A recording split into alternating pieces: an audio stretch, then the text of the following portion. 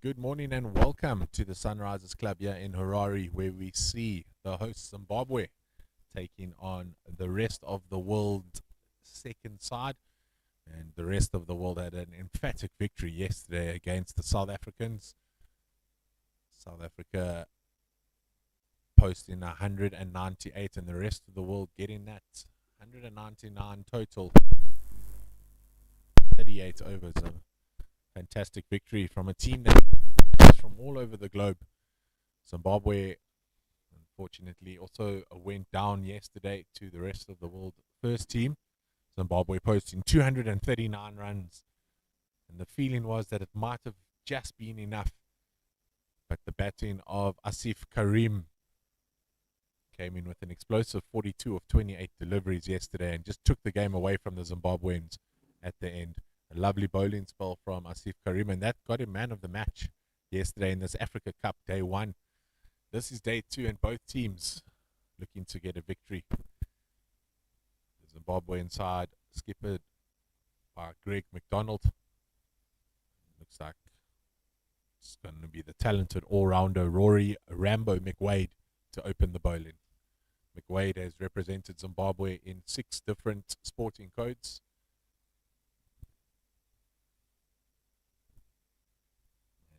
Previously the fielding coach of the Zimbabwe national cricket side with the likes of the Flower Brothers and Heath Streak.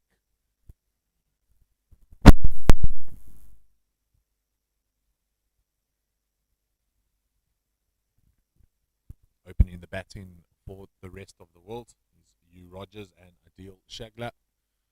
Looks like Shagla will be playing with no number on his back today. And Hugh Rogers in jumper 28.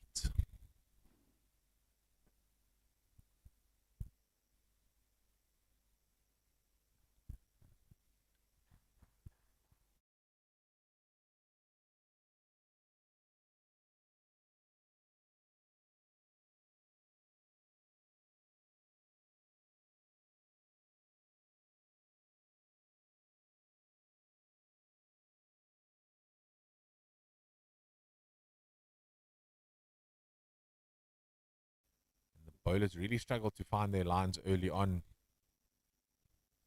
Once again, maybe some words in the hotel last night between the two rest of the world teams, and opening up here with the left-hand, right-hand combo.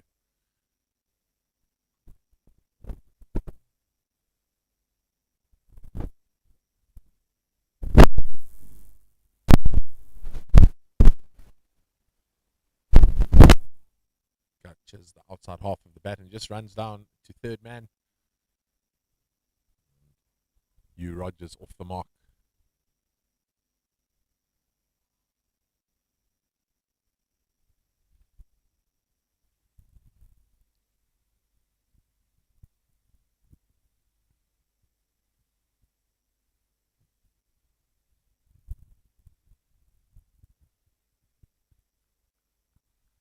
Just lovely cricket there early on. Slightly back of a length there from Rambo. And Adil Shagla up to the task on the front foot defense.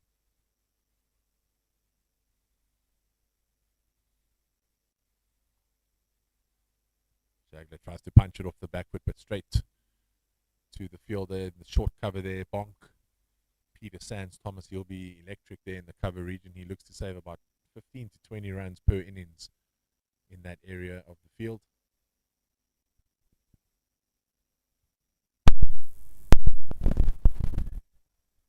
There's the bonk on the move again. And the direct hit. You can see a little bit of frustration coming in there from Rambo. There were quite a few direct hits yesterday from the Zimbabweans, but it just allowed them, the batsmen, to come through for a second. And that time they were unsure. They scampered through for a single. The most important thing for Zimbabwe today is to forget about yesterday's loss. Start fresh today. Don't carry the burden of yesterday's mistakes. It's a classy shot down there to the skipper. The old long barrier comes out. Nothing like a good long barrier to stop the ball. And that's the end of the first over. the Cavaliers B side, 4 for no loss.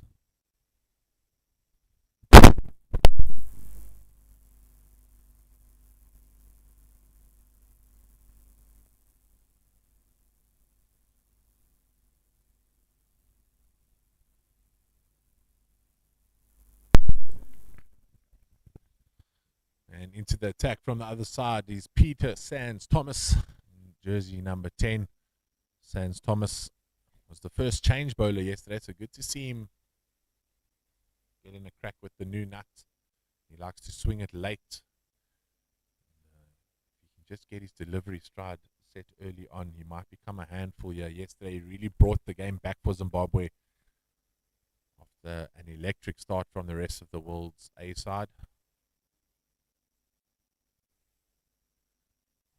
Of course, when we talk about the rest of the world A and B side, it doesn't determine their strength, but it's just that we need to differentiate between the two sides. They split very evenly, and as we saw yesterday, are here to get to the final on Thursday.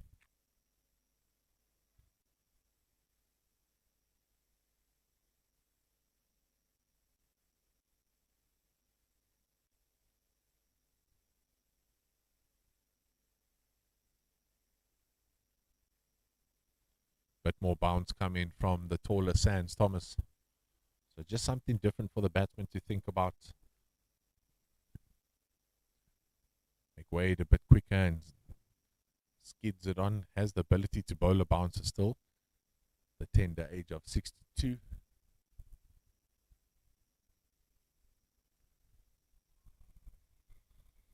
extravagant drive there. Catches the inside half of the bats and goes through the mid-wicket area.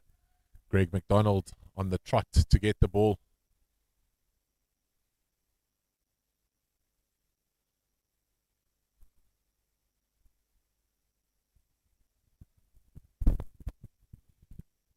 Just a reminder that you are getting this live stream on your YouTube channels from Free K. Today, Free K being run here at Sunrisers Club by the mighty Bruce. And your live score will be kept up to date by Caroline and Bothwell, supporting, doing the manual scoring. Fantastic there from Free K to organize everyone to get involved in these encounters. And this is the Africa Cup, and we're just trying to bring you the best pictures we can.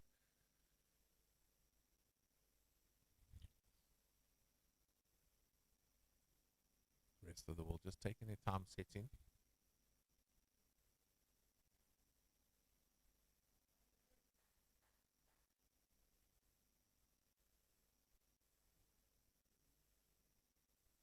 Is very good running at the moment from the rest of the world, looking to score in twos while the batsmen are still fresh. It's not easy as the day gets on. It gets quite hot later on in the day, so trying to utilize all their energy early on, and then maybe the big shots will come as they tire.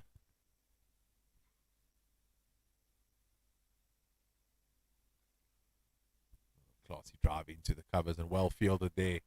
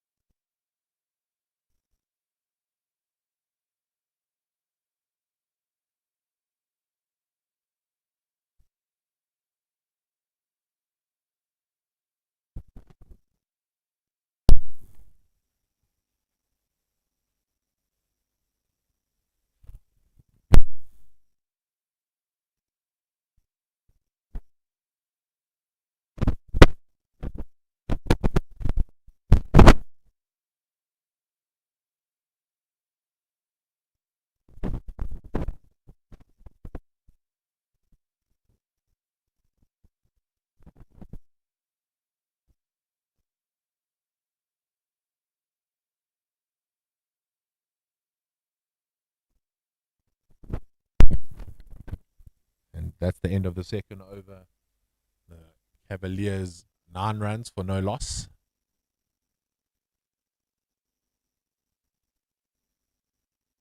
Tidy start here for the Cavaliers. Zimbabwe will want to try and keep a stranglehold on the runs. But the Cavaliers at the moment just playing classy cricket, punching the ball into the gaps, turning those ones into twos, setting off the mark quite quickly for their first run, and then it allows them to trot through for the second. Certainly something that can win you a match in these over 60s games. The run in between the wicket becomes vital. No footwork there coming from the opener. McWade beats the bat. Lovely to see Malcolm Jones get an opportunity with the gloves on today behind the stumps. Looks like John Jamison in the slips. He was the wicketkeeper yesterday's game. Malcolm Jones has made his way all the way here from Perth, Australia to represent Zimbabwe. All these players who represented Zimbabwe in Cape Town in March and in this tournament trying to put their hand up for a spot at the World Cup in Toronto next year.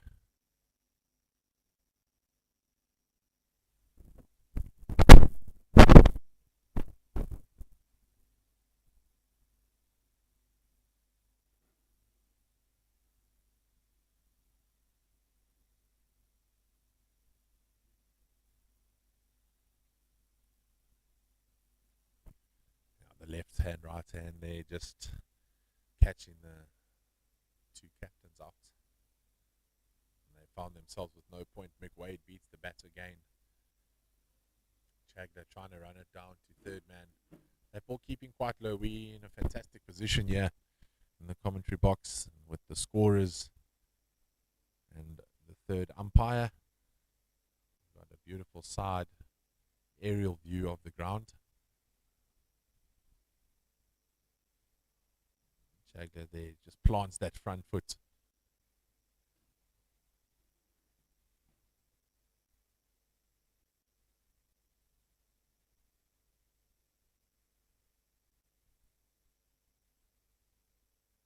Just needs to be wary of front foot, does Chagler, in case McWade nips one back and catches the pad. And just as I was saying that, it's McWade, the smart bowler, tries to bring it back beautifully.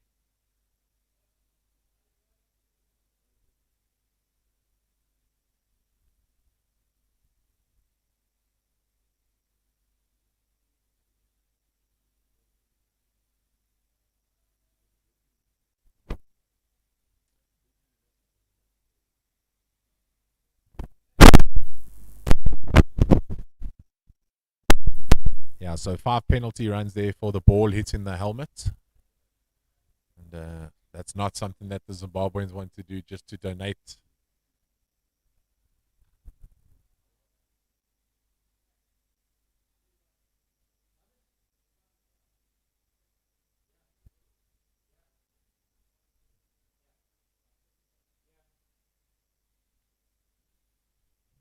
A little bit of confusion there, but the man with the experience here, Alan Rogers, nicknamed Tex Rogers, in his 98th game of cricket this season.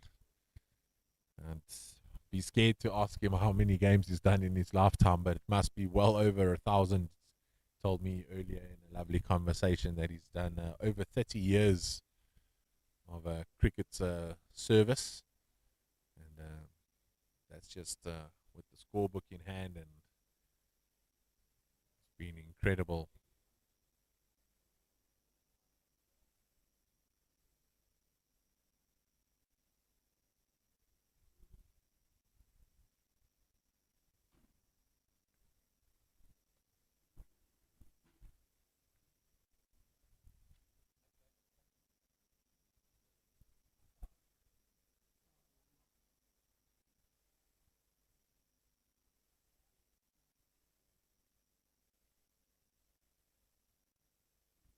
To answer favorably for the Zimbos.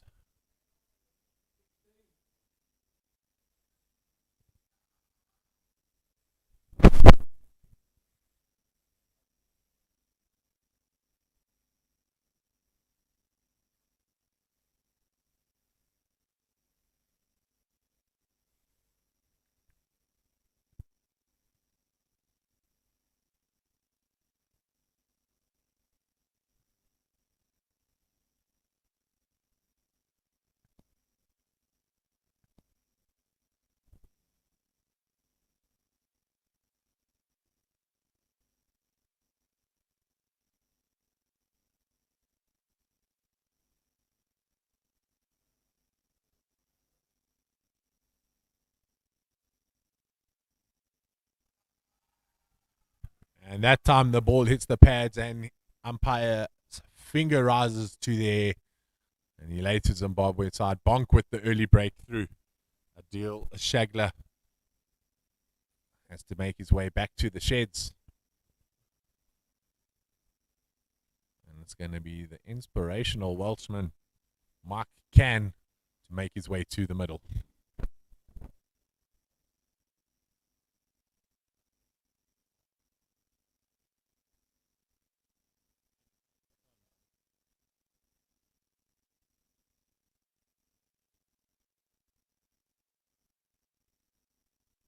And we mentioned an over ago about Shagler just planting that front foot, and Ebola just needs to get it to move a little bit.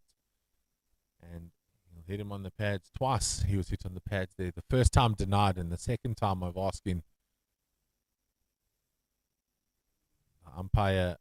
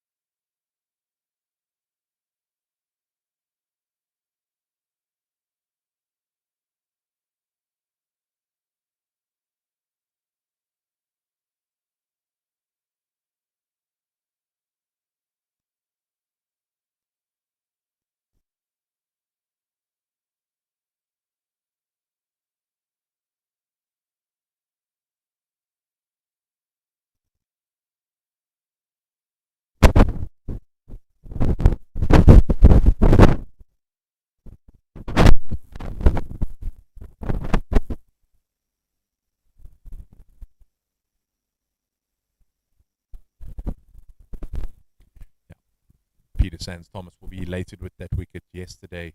Toiled hard, 42 for 2 in his 9.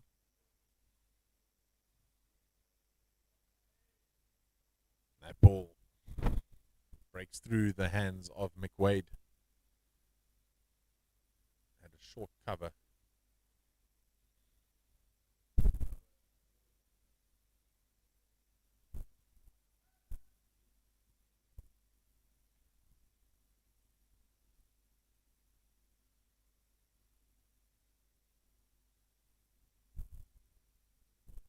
Good field in there by the Zimbabwean pair in the covers. McWade just trying to see who it might be. Choppy.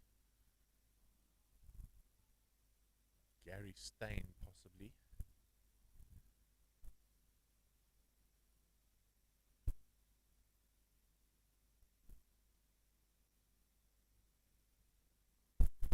Bong floats it up and it's driven into the covers. But fielded again straight to the fielder. That's the end of the 4th over. It's 18 for 1.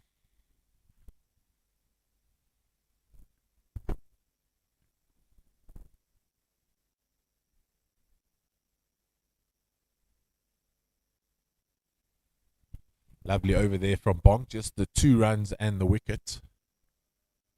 An important breakthrough.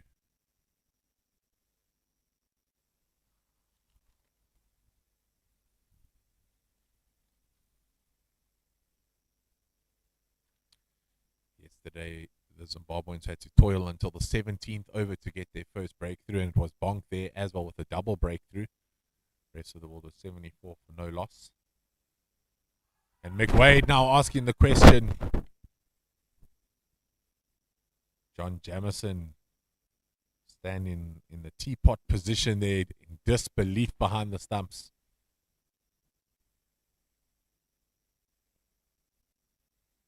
Can't believe the batsman wasn't given, and you can well believe John Jamison throwing some banter around there now.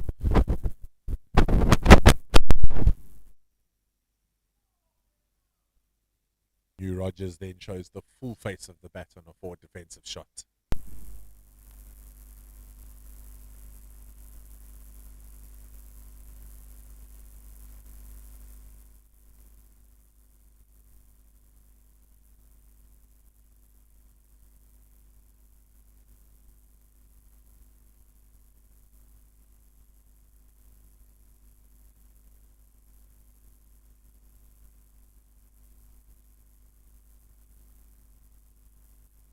years, spent some time in South Africa and the UK, and in the last 31 years been living in Canada.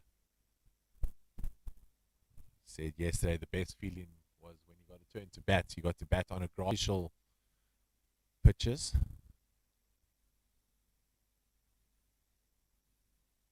Got it down to third man.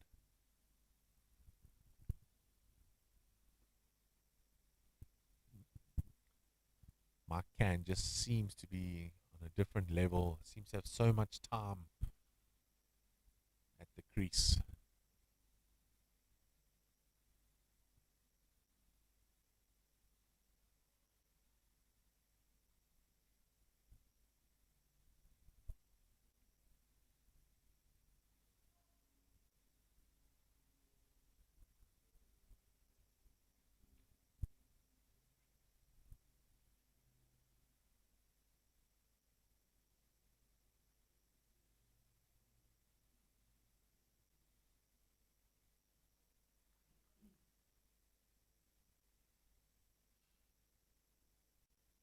McWade with the quicker delivery there, but well kept out by Rogers.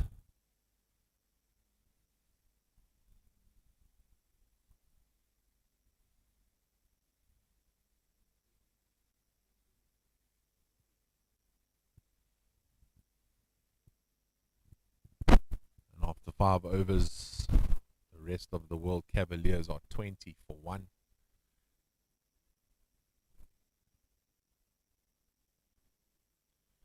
Going at 4 and over.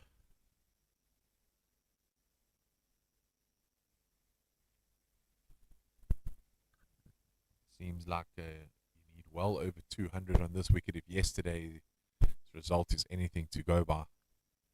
So they'll be looking to post the big one. I'm sure in the sheds they would have spoken about possibly a 240, 250 total at a minimum. Extravagant drive there. Catching the inside half of Can's bat.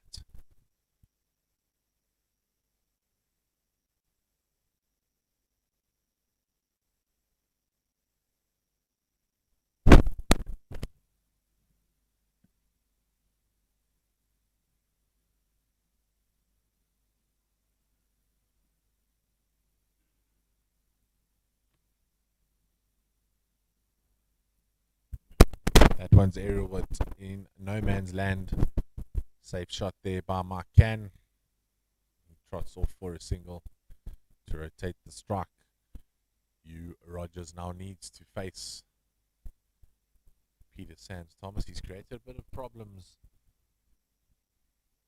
for Rogers, has Thomas.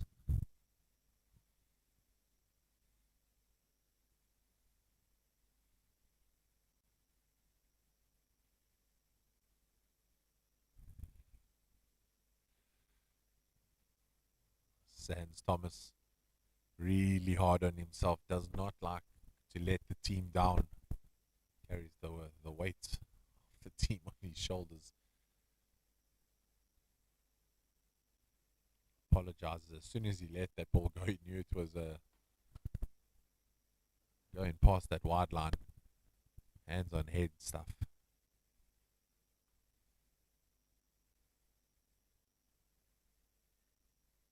Bit of an overcorrection that time by Sands Thomas onto the pads, flick to mid-wicket, and pops Wayne Parham. Does the tidy fielding. Parham bowled in partnership yesterday with Peter Sands Thomas, and the two of them really strangled the run rate of the rest of the World Cavaliers A side.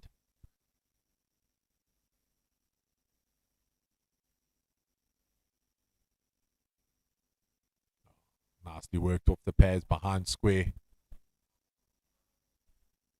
Big chase here by Shugs. Sean Lawler.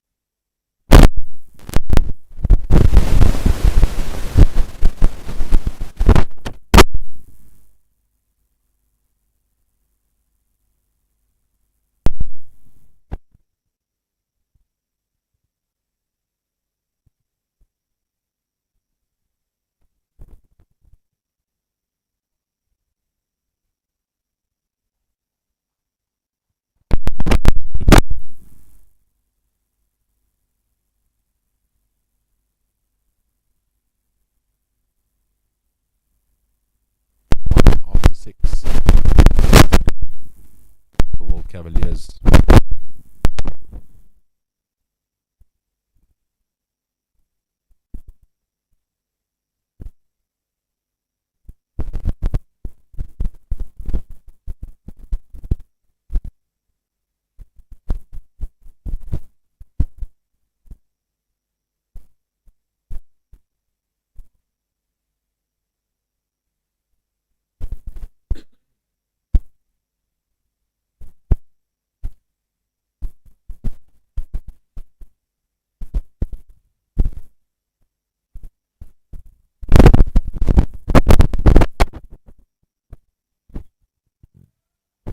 And plays that from deep in his crease, just watches the ball under his eyes. At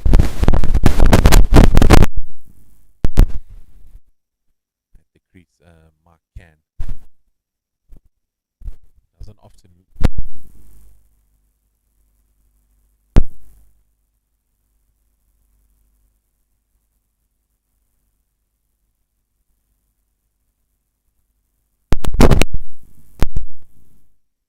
Wild swing there down the leg side.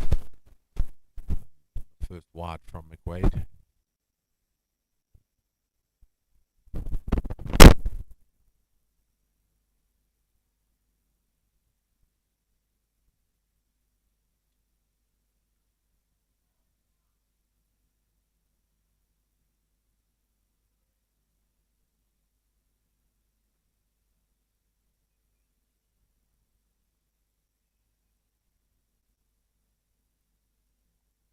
On in this game.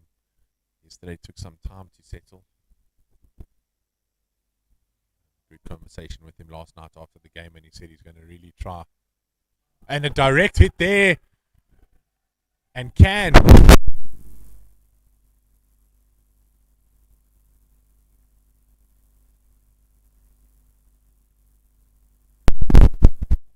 Umpire's giving him Mark Can.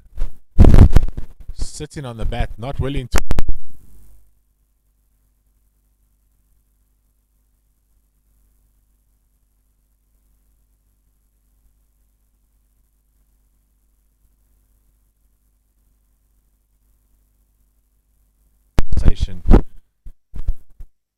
I don't think Mark Can thought the throw was going to come, so it looked like he wasn't sliding his. One of those unfortunate schoolboy errors, something you teach the kids at your club. Slide your bat in. McDonald could be a great captain's breakthrough here. And the umpire sticks his finger. Mark Can still can't believe it. What a massive wicket here and a breakthrough for the Zimbabweans.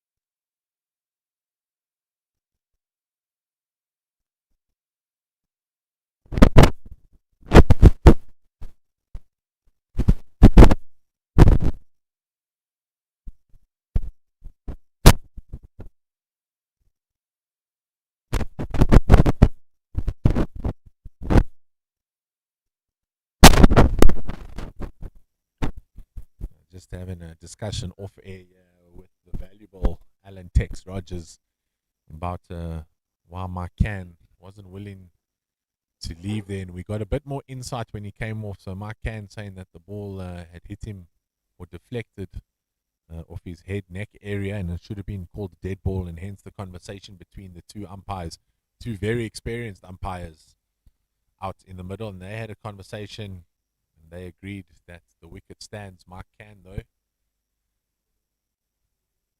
certainly have cause for his disgruntlement, and I'm sure he'll be chatting to some of his teammates and the Zimbabweans later today and asking their advice as well as thoughts and opinions on the matter. But the umpires rule over all, and that sees Zimbabwe with their second wicket. Peter Moses comes to the crease.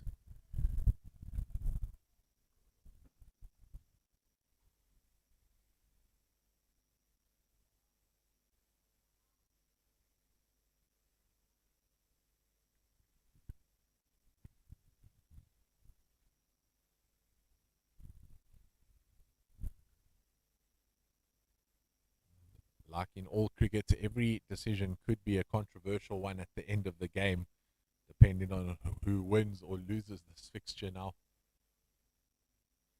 But,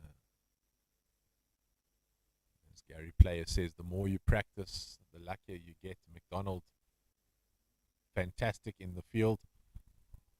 I know his wife, Mama Sal, as she's affectionately known by the team, after all the duties that she did in Chennai at the World Cup, and her son Luke was with her.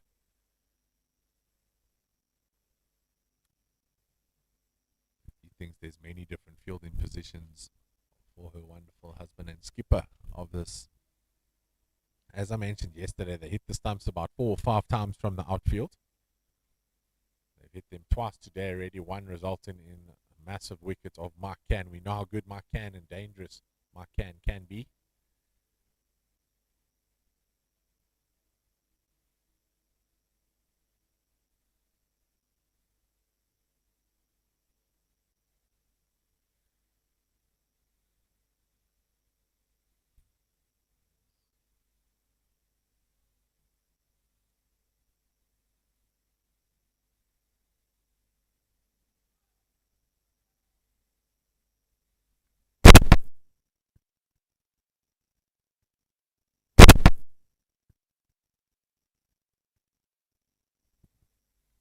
Zimbabwe doing well just to strangle the run rate here. Currently going at under 4 and over.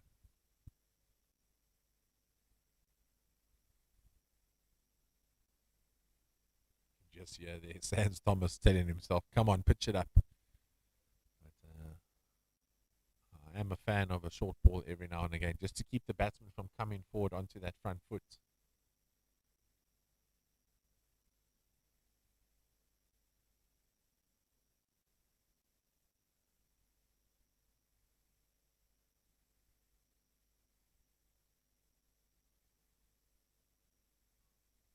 Sans Thomas with the effort balls, the Yorker, the old football boot coming out there for Pops. Wayne Parham.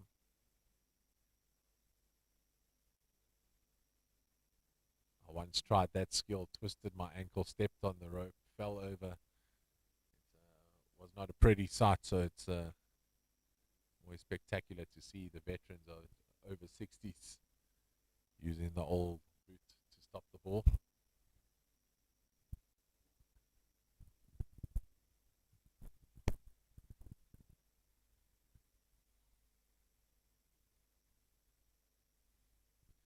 Alongside me, I have the mighty Bruce. He's bringing you your pictures on the free K. A man of very little words, Bruce. But I know a proud Zimbabwean and hoping for the best results for the home side.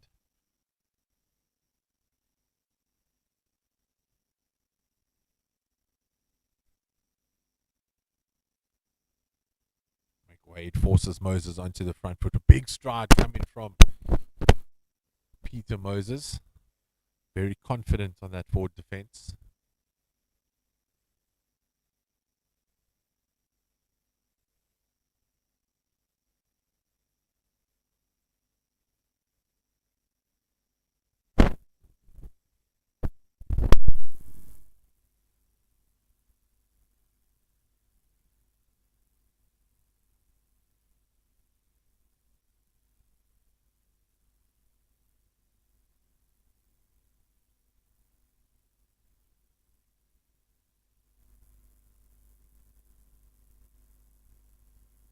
finds himself.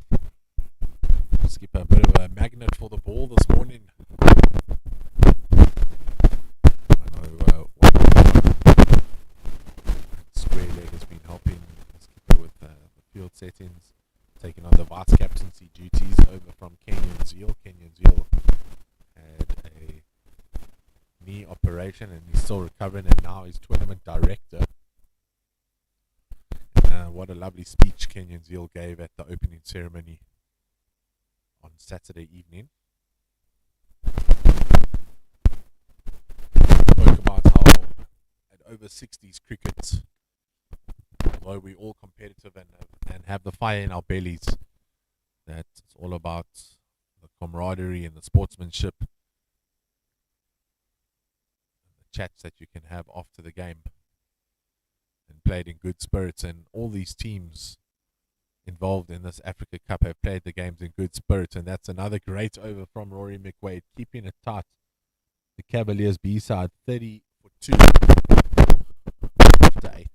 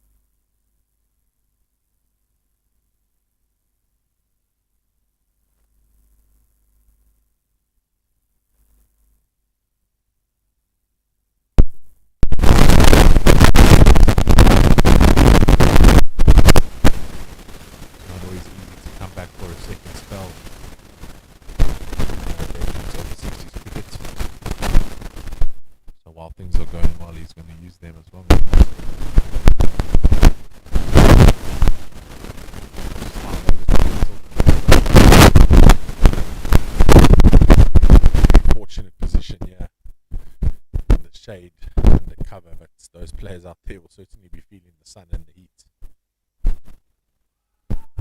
It's a big appeal there.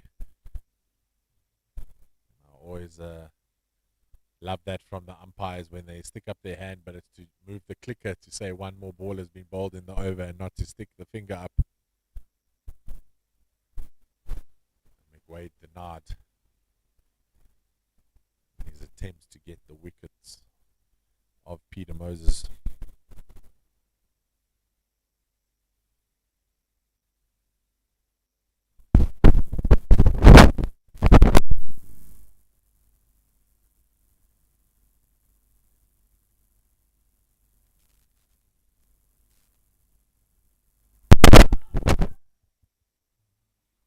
There was a noise there, but definitely the bat just catching the pitch. That big flourish through the covers. So maybe a little bit of frustration creeping in to you, Rogers, at the moment. Currently on 17 off 24. Opens up the face to McDonald at backward point. Stumbles to the ground, does McDonald.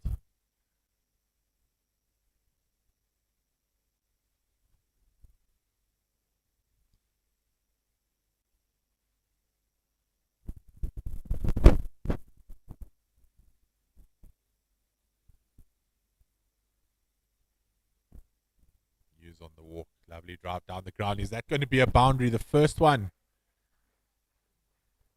that we've seen in a while. The blade of Hugh Rogers. Tall man is Hugh Rogers. Has got on that front foot to put his hands through the ball. A great drive down the ground. Is that the catalyst for this rest of the world side to get on momentum?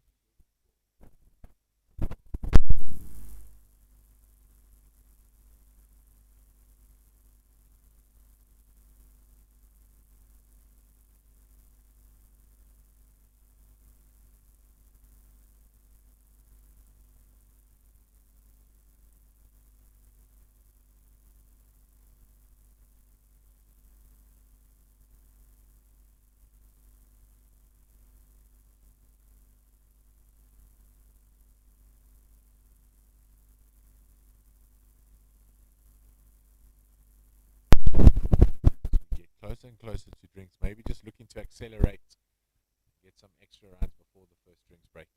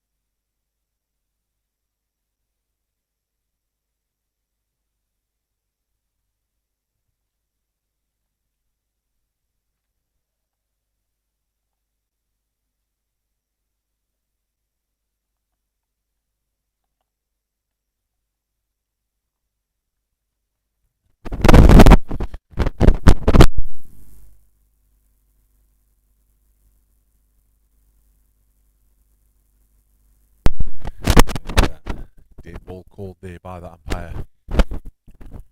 Peter Moses sets up again.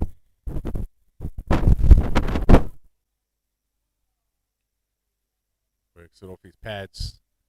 Straight to fielder in front of square leg.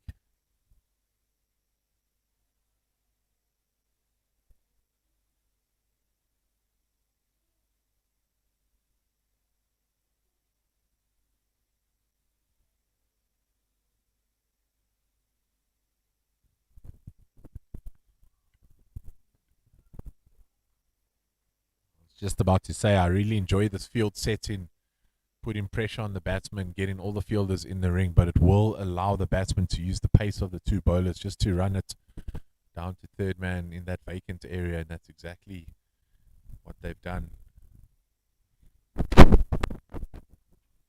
Zimbabwe will feel that they're slightly on top here, so just trying to apply the pressure with getting players in front of the batsman's eye line. You can just see Wayne Parham starting to warm up. Ah, that's a great shot there. Ackers with the dive at backward point, but that ball races away for another boundary. And the catalyst it certainly was in that last over from McWade before coming down the ground from Rogers, then followed with the second, and this time Peter Moses getting a 4 to his name. So this batting pair now starting to cause just a little bit of concern for the Zimbabweans out in the middle.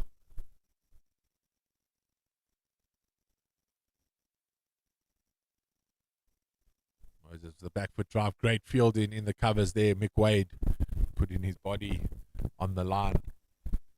Not easy to throw your body around when you're above the age of 60, but McWade prides himself in his fielding. Goes to the gym every morning.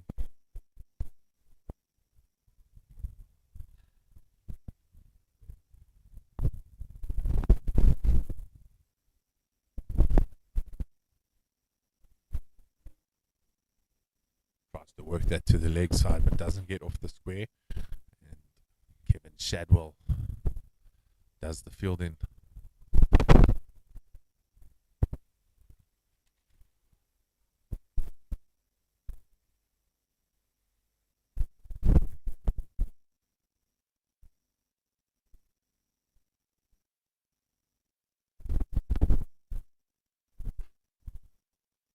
That's the end of the 12th, 49 for 2.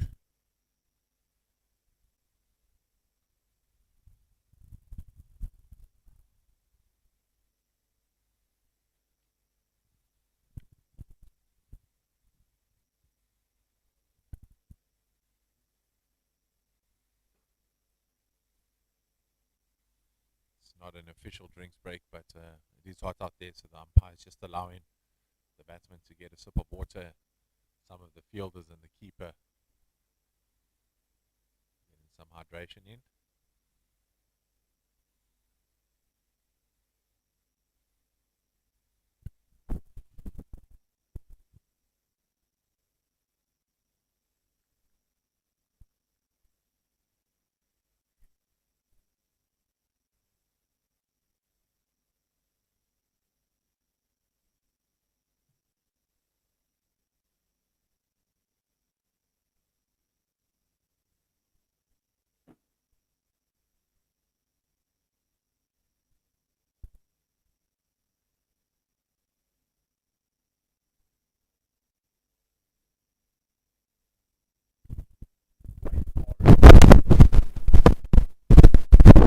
Change of bowler coming in now for McWade. It's going to be Wayne Parham, the vice captain of the side.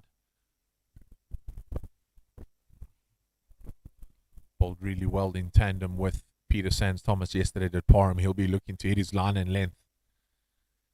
Quite the surprise package in Cape Town. I think I saw Parham bowl 1 over in 5 matches, and yesterday came on and bowled 6 or 7 on the trot. Just bowls it at that nagging length, forces the batsman to make a decision. Does he want to get on that front foot, or will he hang back in the crease? But from what we've seen from Hugh Rogers, a classy player, who'll be able to work this out.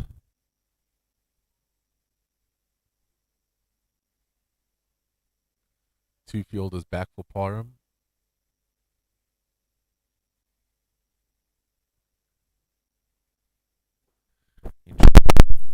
Looked at the wagon wheels that are wonderful scorers at the game yesterday that Bothwell and Betty set up. And I found it quite interesting where most of the batsmen were scoring the runs off of him, or the boundaries rather. So he's just pushed two fielders back early on in his spell here. He's kept the rest in the ring. He's got a deep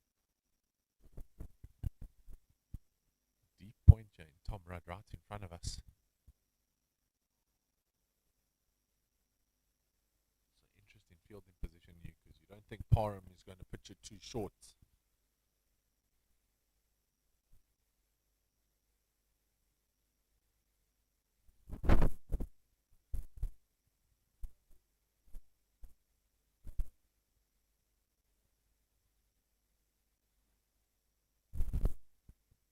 Peter Sands Thomas does well to field that one in the inner ring.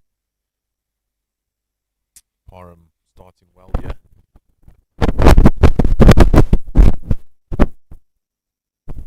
$49 for 2.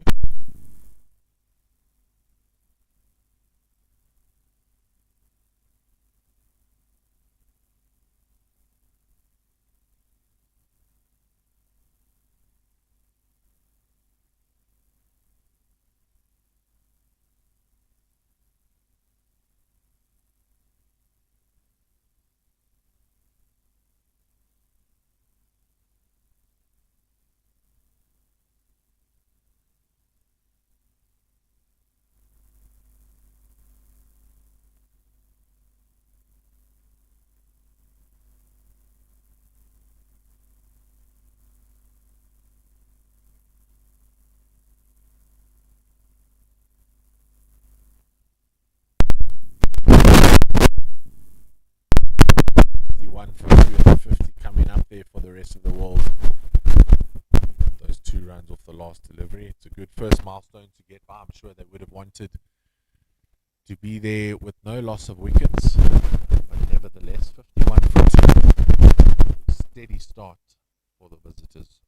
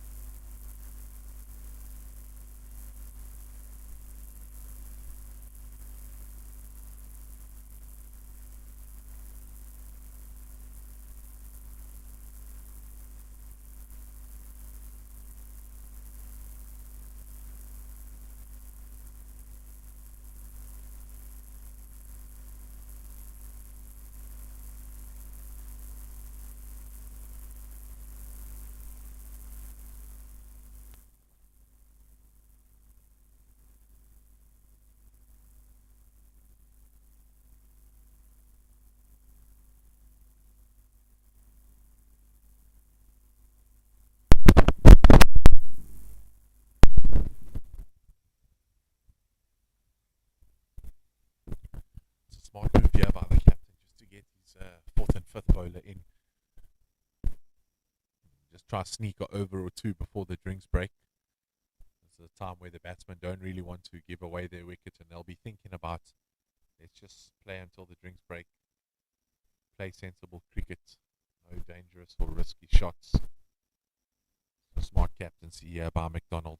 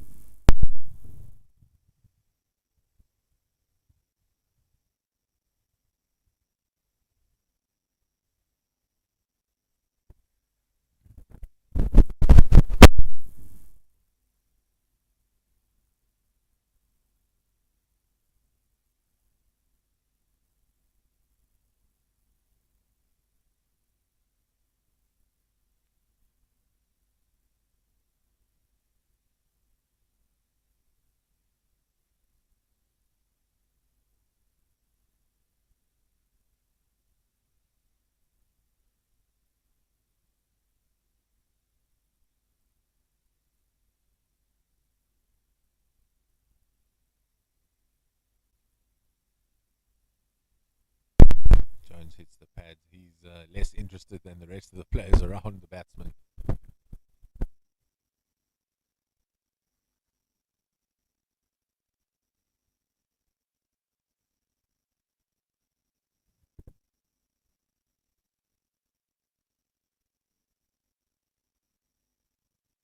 defense. And that ends a very tidy over from Wayne Jones.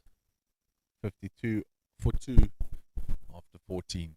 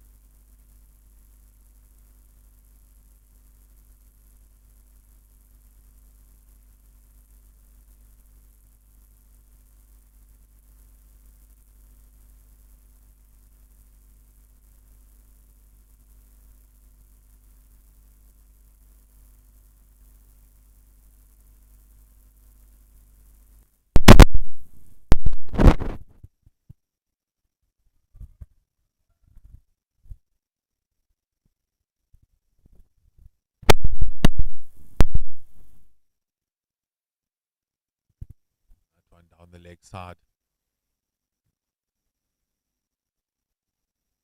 Well played there by the batsman.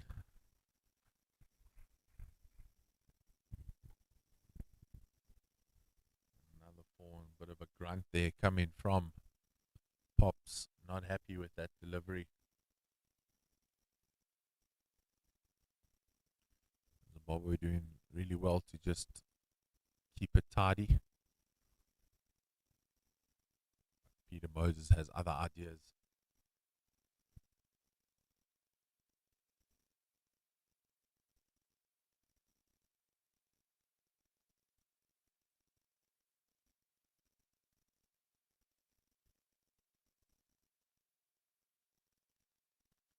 It's a much better line there from Pops, just outside off stump.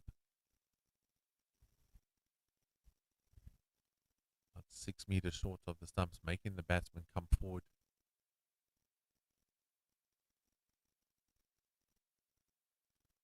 I'm a lot fuller, but slightly wide. The umpire obliges.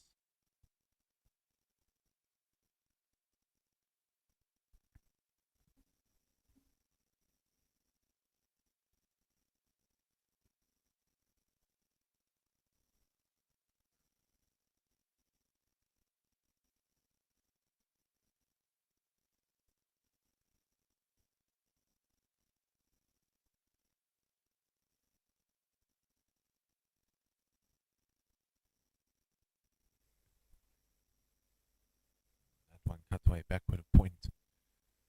I'll just straddle through for a single. Zimbabwe will be looking forward to the strings break. Sure, they'll try getting the shade.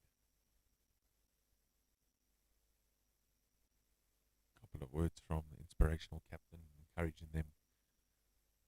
The next set of bowlers certainly are going to have to follow the likes of Peter Sands Thomas and Rory McWade in how tidy that they kept it there at the top.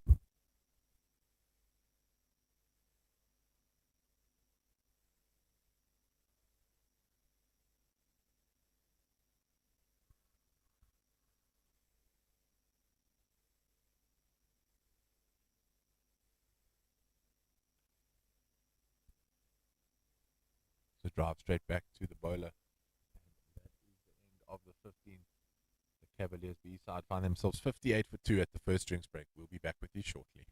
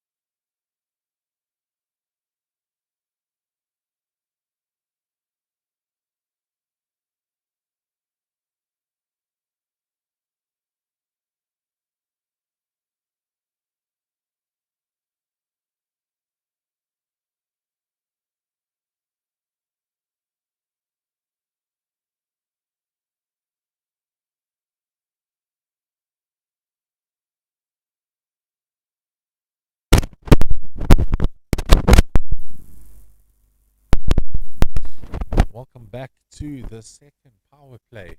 We now allowed 4 fielders outside the ring. And it's Wayne Jones continuing to bowl.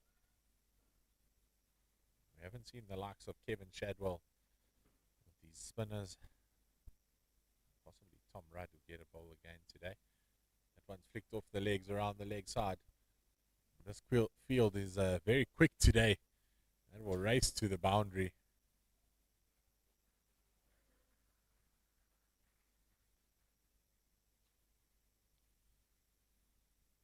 Zimbabwean batsman eyes will start to light up after seeing that. Yesterday, the field at Old Georgians club was very slow in the outfield, but it looks quite quick here at Sunrisers.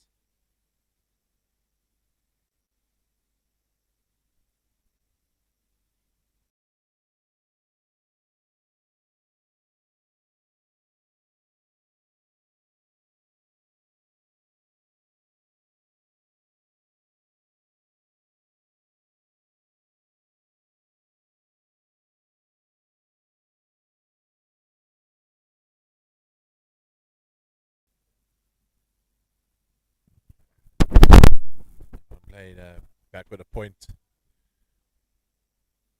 Will it trickle to the boundary? It does so. No real commitment there from John Jamison to chase off that.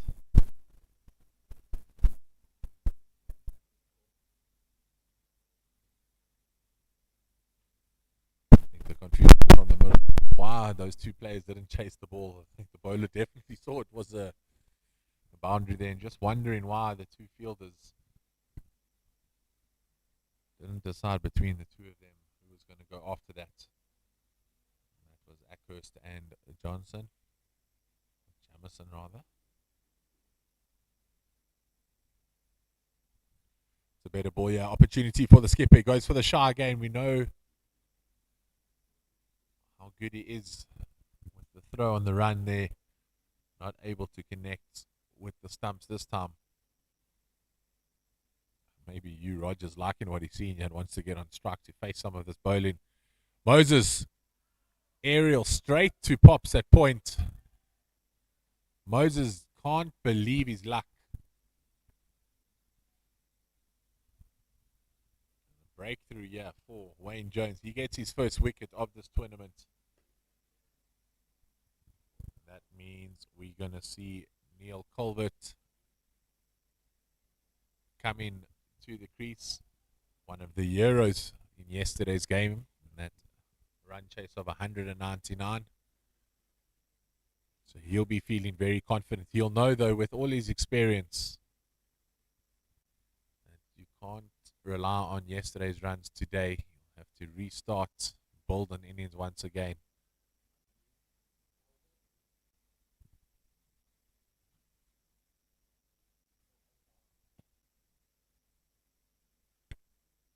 Very tidy innings there by Peter Moses. It's a warm reception by his teammates as he comes off. He'll be disappointed there. That ball was there to be put away. Just found the field at point.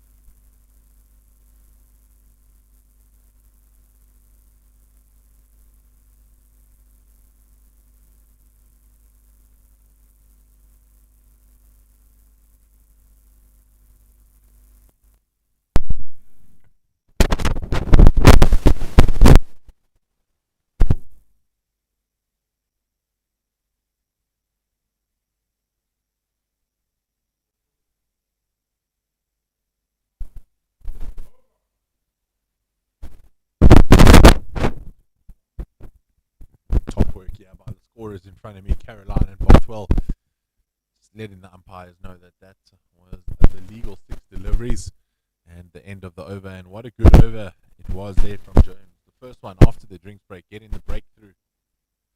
And the Cavaliers B-side now 67 for 3 after 16.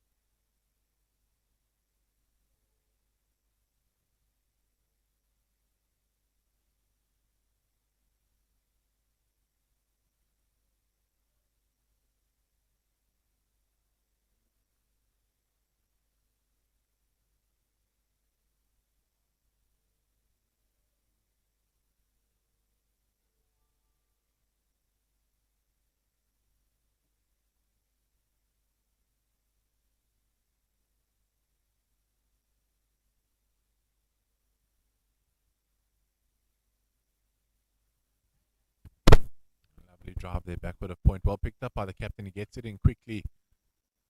Almost a pirouette in the throw.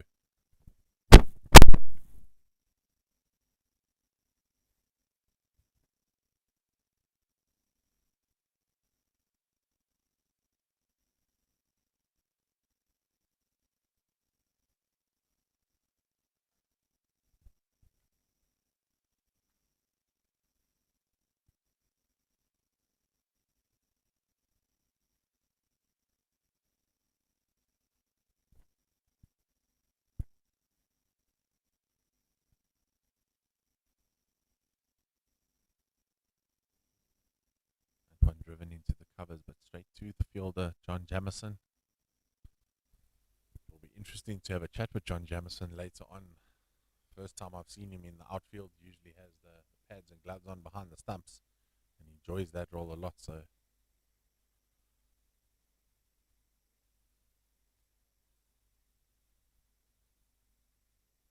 slightly slower that time from Parham.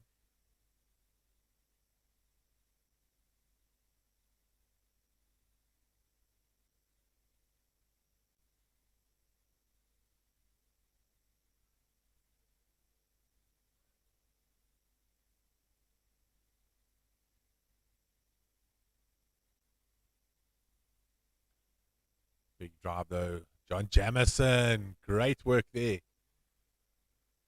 by John Jamison in the covers. I'm sure he's going to tell everybody about that one afterwards. Just needs to be careful of that knee. Landed on that knee and had an operation on the knee after the internationals.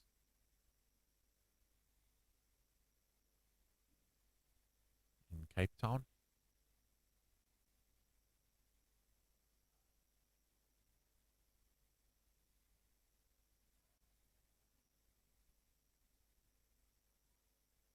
Down the ground there for the rest of the world. And that's the end of the over. And after 17, the Cavaliers find themselves 69 for 3.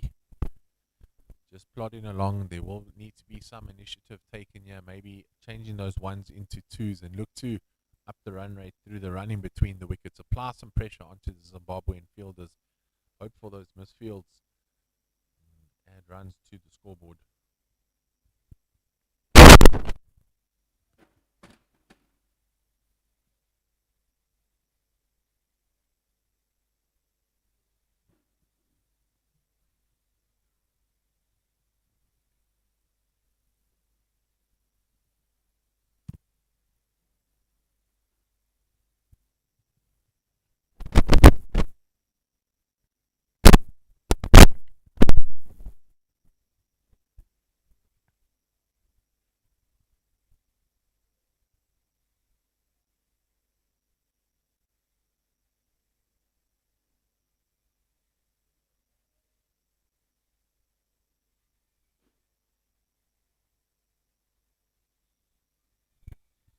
Driven but straight to the fielder. Tends to have a shot at the stumps and unable to get off the mark.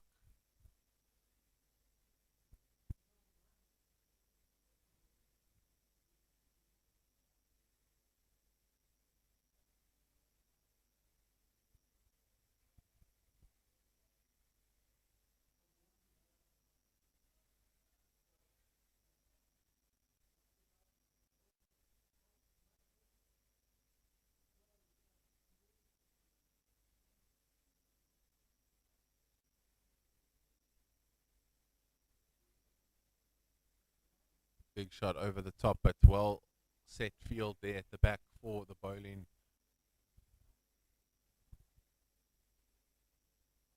And straight to the fielder. Wayne Jones just bowling to his field. His captain's instructions.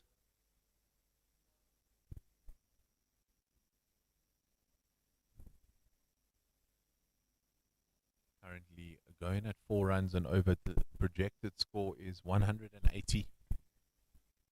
But if yesterday's scores are anything to go by on this wicket, they'll need a lot more than that.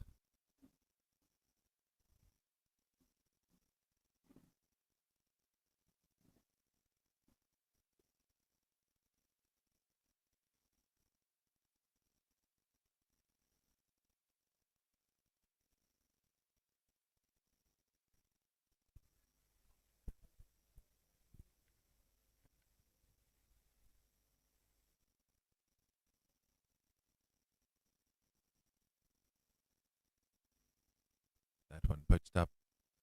Tries to drive it through. That extra cover region is picked up there. Quick throw by Gary Griffiths. The batsman scampered through for a single. And that's exactly what the rest of the world Cavaliers need to do to get the run rate to increase. Look for those extra singles. They will hope eventually the boundary ball will come for them to put away. We've seen how quick the field is, so if you play true cricket shots, you will be rewarded. But the bowling has certainly been fantastic by the hosts.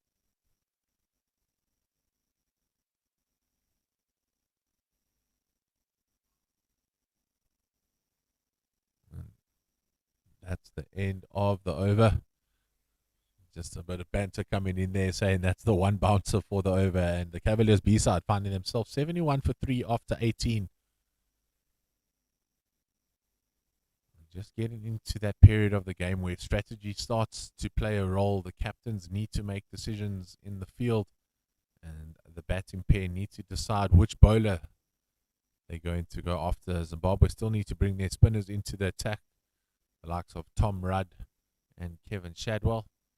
But for the moment, it will be Wayne Parham who will continue.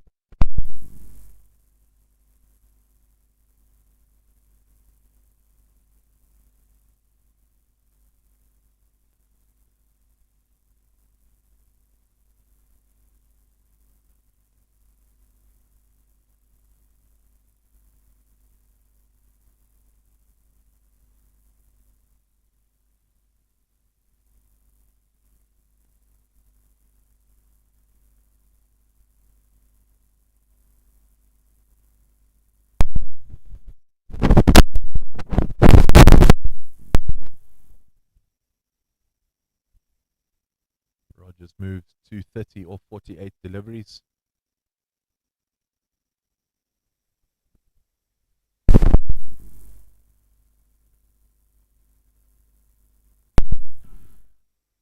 Misfield there coming from Ackhurst, and that allows them to come through for 2. It's well appreciated by the support of the Cavaliers.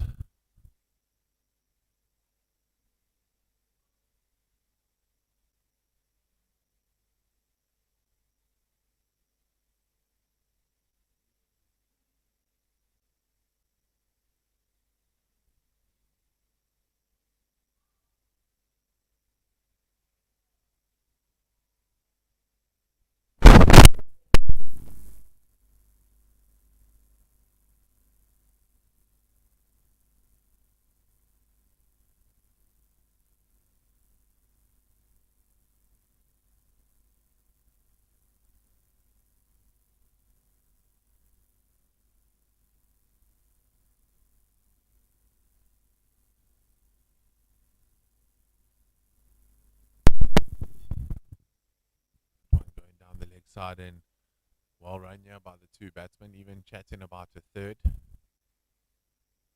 Neil Colbert wasn't looking to run the third there, so wide and two bars coming.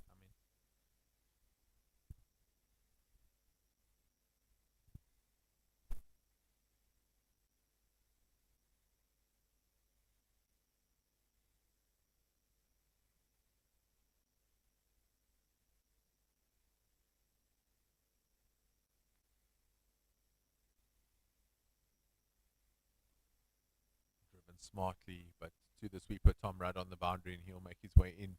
Cuts it down just to the single.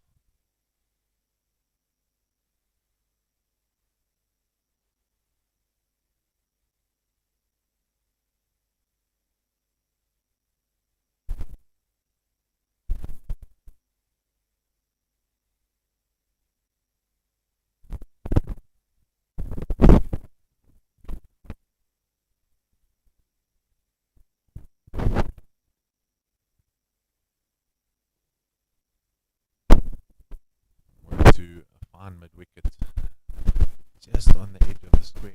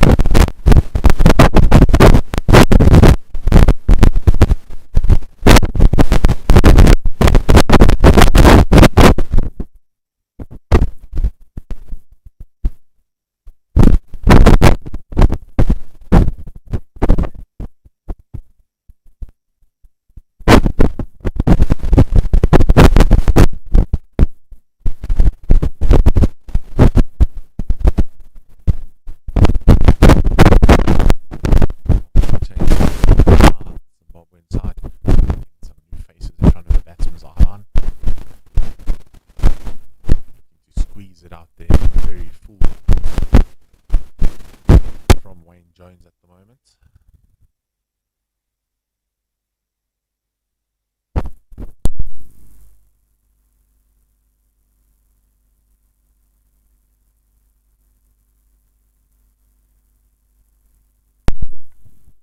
Punched off the back foot straight to the short cover fielder.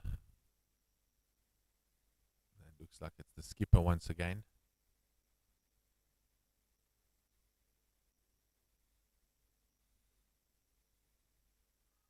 Big sweep shot coming in there.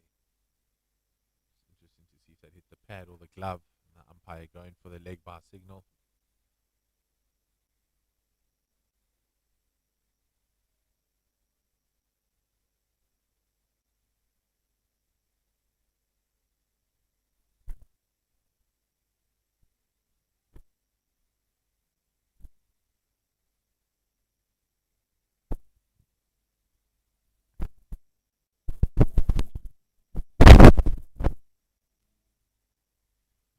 Sweeper in the covers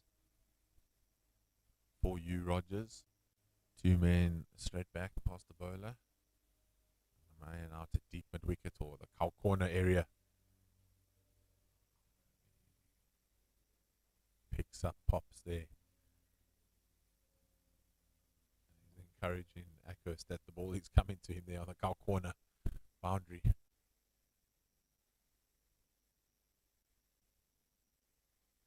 Down the ground, just a solitary run down to Tom Rudd.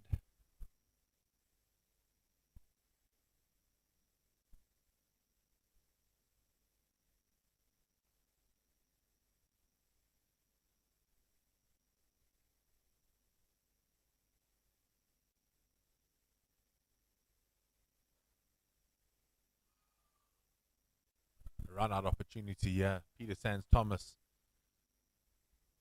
attacking the ball but not able to pick it up. And another leg bar coming through here for the rest of the world. And that's the end of the over. So after 20 overs, the Cavaliers are 82 for 3. Just going at more than 4 and over. Commentary box.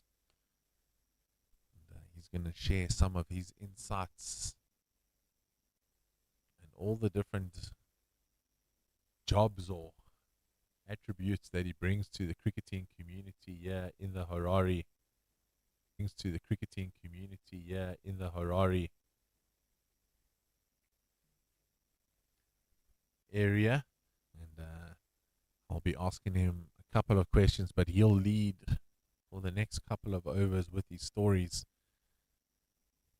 And I'm sure if there's a breakthrough or a wonderful shot, he'll just lead that as if he was commentating the game. So, Nick Shoden, can you please explain your role here in the cricketing community for all of those watching around the world on Free K TV? Brought to you today by Bruce and the wonderful scorers Caroline Bothwell and Alan Tex Rogers. Good afternoon.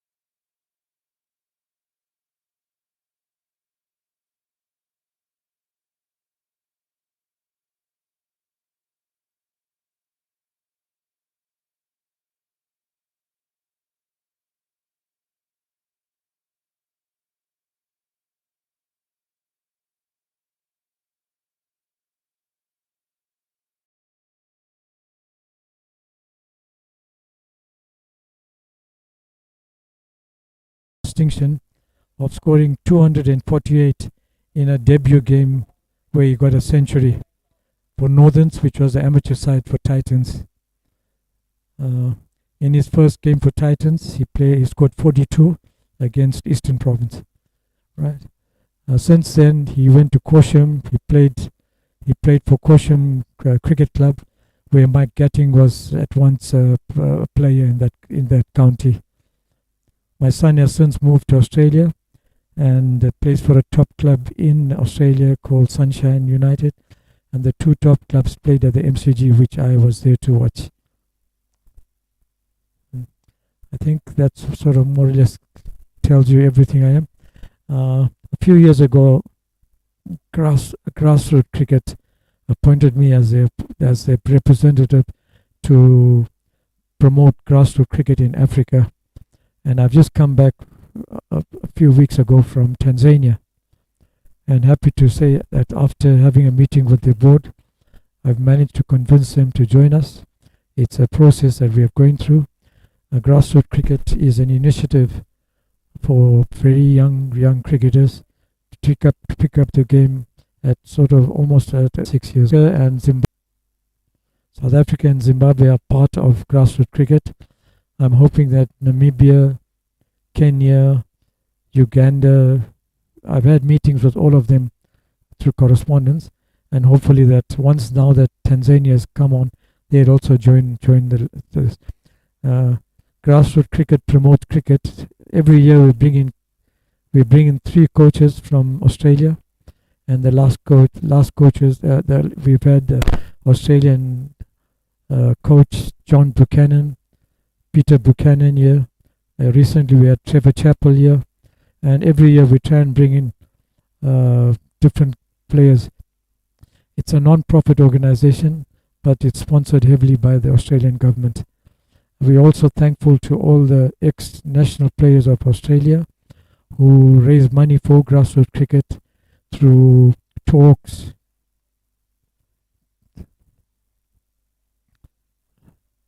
they have golf tournaments,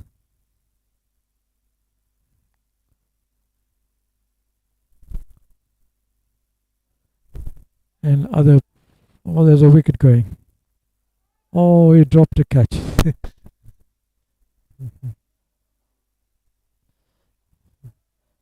Yeah.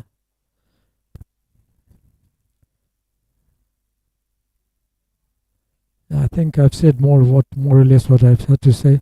I just want to thank Masters Cricket for appointing me as the trustee, and also getting me involved in the media during this tour.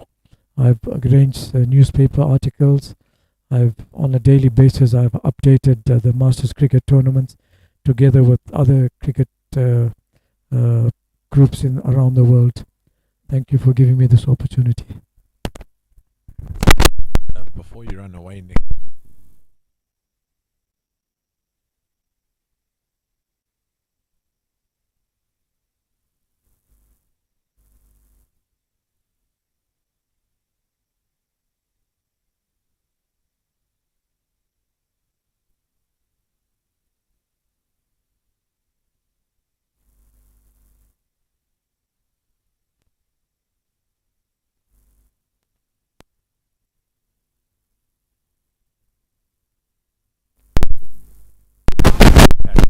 about is the grassroots and getting youngsters involved that may not have heard about cricket or have the equipment to play cricket.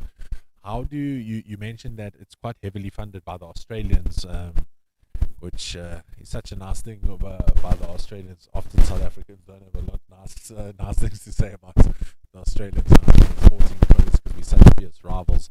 But what a great initiative, and them trying to pump money back into Africa. You've mentioned quite a few countries that you've gone to. Where did the passion, as we see a great wicket there, and that's Wayne Jones with the breakthrough. The previous over, Hugh Rogers was dropped off a court and bowled from Kevin Shadwell. Wayne Jones there just taking the wicket. Hugh Rogers a bit disappointed. So my question is, where did your passion come through in the grassroots? Why was it such a big motivation for you to get involved in grassroots cricket and travel the African continent and spread the game that we both love so much? Yeah, thanks. My namesake. Just thought I should just mention that you talked about my collection. Well, I just moved into a retirement home recently. I bought a house that Don Arnott, who was a former cricket player and the chief executive of Zimbabwean cricket. He recently, he passed away a few years ago, and his wife Di gave me the opportunity to purchase that house. One of my neighbors there is Robin Brown, who played for cricket for Zimbabwe too, and he coached Kenya. Yes, you're very right. I've got a huge collection. I collect caps, I collect ties, and I've got a room specially like a cricket museum really. Got photographs from this. As when I was on the Mashonaland board, I was made liaison manager for several teams, the West Indian team, the Sri Lankan team, the Indian team in 2002. And through that, I've made lots of contacts with the likes of Sachin Tendulkar, Ravi Shastri, commentators now, but in fact, Ravi Shastri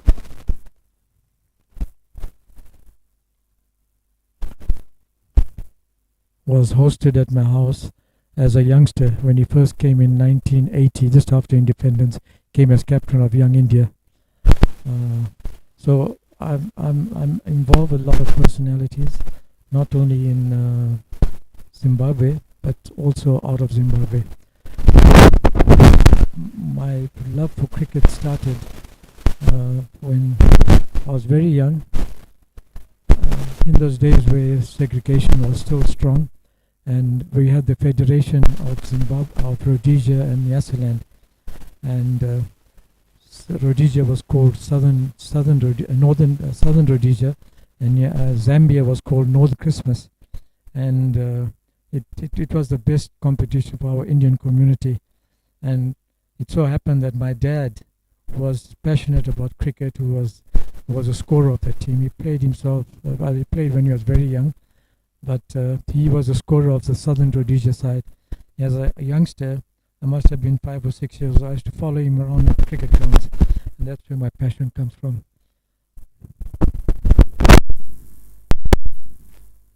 It always stem from a core memory that we had as a child, and how people gave us the love for the game, that we so enthusiastic still now in our lives to go on. And I myself have just loved the commentating.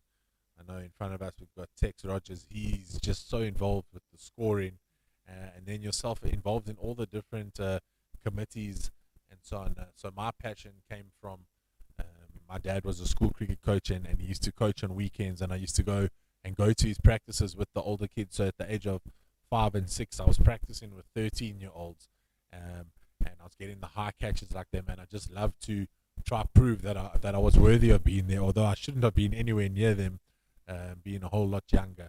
But it just brought that passion for me, and I just love to help people now of a younger age. So I know at our club down in East London, Bohemians, we also love to give back. So when we play teams from maybe the rural areas, we'll give our old kit to some of those guys, because they maybe have a shared team kit, whereas if we've got 2 sets of pads, we'll each give a set of pads, or we share them so that the other team, they can have pads, and then we say to them, like, you guys can keep these pads and develop the cricket in your area, because cricket obviously played with a hard ball after the age of 9. It's difficult to go out there if you don't have the right equipment, and then to do the training. And sometimes the training facilities are not great for everyone, but if they've got the equipment, they have the confidence to then play their shot. So like you, my passion stems from a very young age and core memories. You mentioned that your son's down in Australia now playing, and he had a couple of great opportunities. You said the first non-white captain in one of his teams. That must have been quite a a big moment for you as a family, but for him as well. Maybe growing up in a different time to you, him not realizing the significance of that, but you as parents realizing what that really meant and how it could open up doors for him in the future, and those leadership capabilities, which clearly you've passed down to him with all your leadership roles. And that can you tell us a bit more about his cricket down in Australia and maybe how the leagues work there, if you know? Yeah, it's actually, my son's actually a very shy boy as a youngster.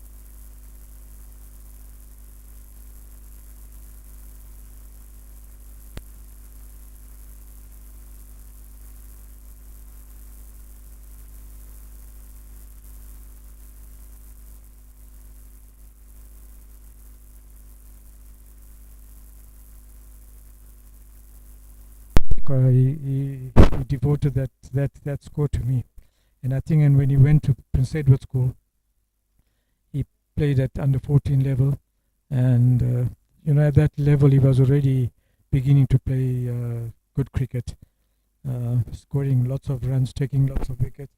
There was a time I went and watched him play in one of the games, and they were playing a score, and he used to be a leg break bowler. And I went away for lunch, and I got a bit late to get back to that game, and he had taken all 10 wickets in that game. In his final year of school, he got 300s against the top schools in Harare, which was Floken, St. John's, and Eaglesville.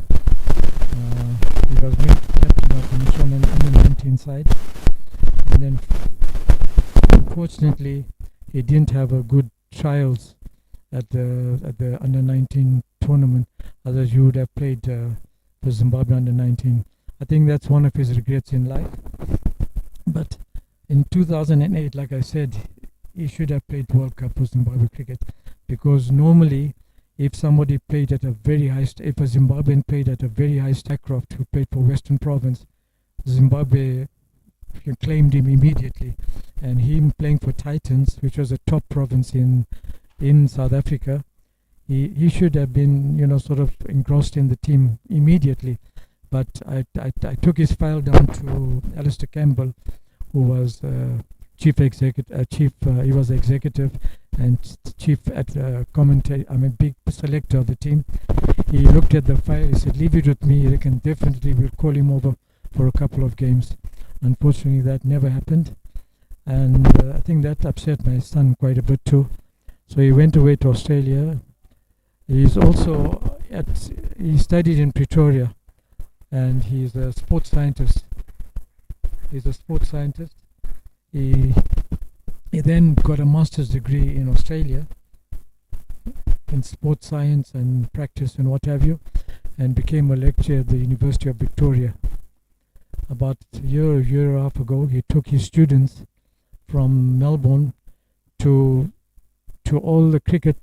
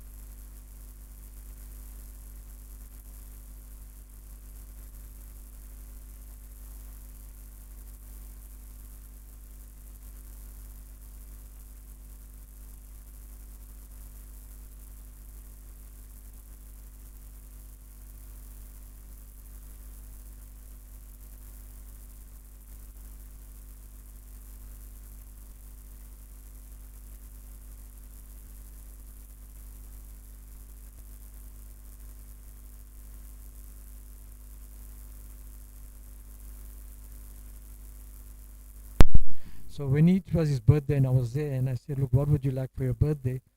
And he said, "You know what, can you get me more cards?" I said, "No, you've already got 2,000 cards." get something else. Then he says, I'm a bowler and I play for the under 8 side, but they want me to play in the under 10 side. I'd like a helmet. So I bought him a helmet for his birthday. I think that covers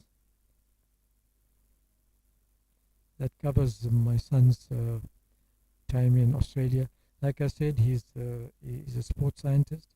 He's worked at the highest level, and he's now employed by the Water Board of Australia, where everything to do with water, from swimming pools, dams, the oceans, put in all the rules and regulations to administer the water.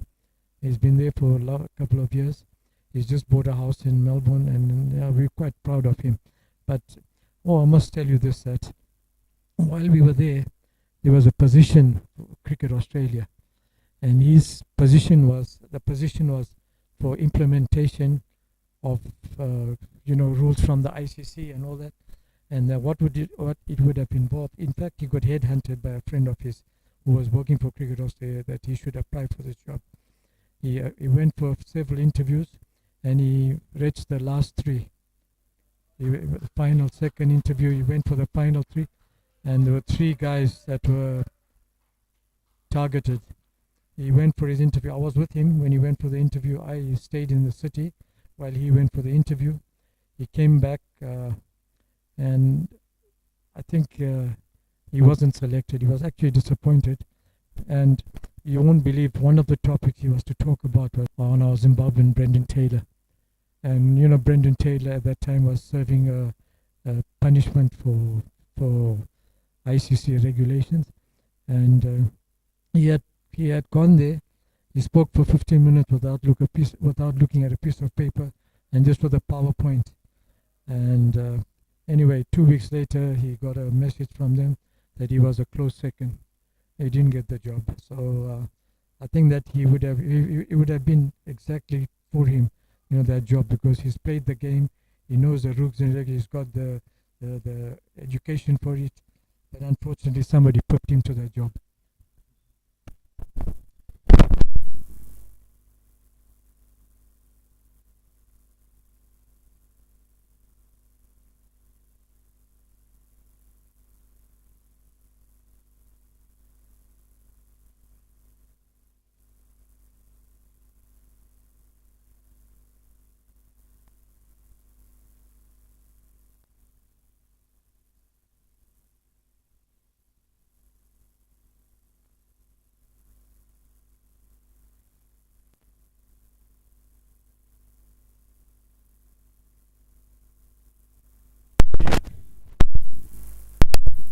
It's changed quite a bit.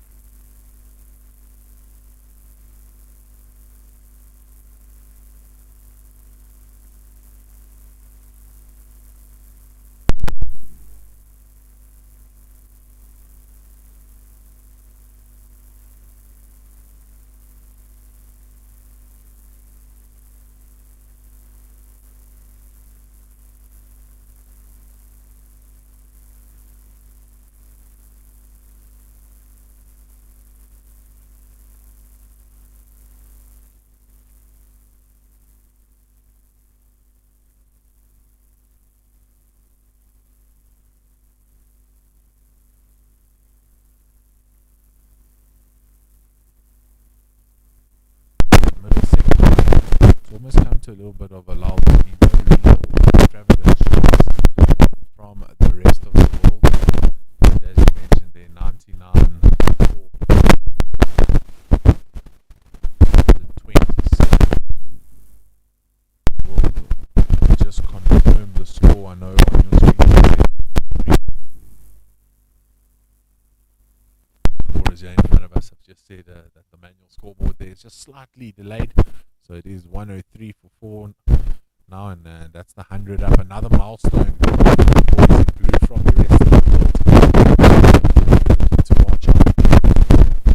Yesterday they easily chased down 199 to 1, and you just see the first shots in a while. You feel they're not attacking the ball, just allowing it to come to you. Make it over 60s. Do you go ahead and collect that ball, or do you just let it come to you and not drop the catch? 60s we have to realize our changing, and our eyesight isn't as good. It's not as easy to pick the hard red cricket ball, or in this case we're playing with pink cricket balls coming and flying at you.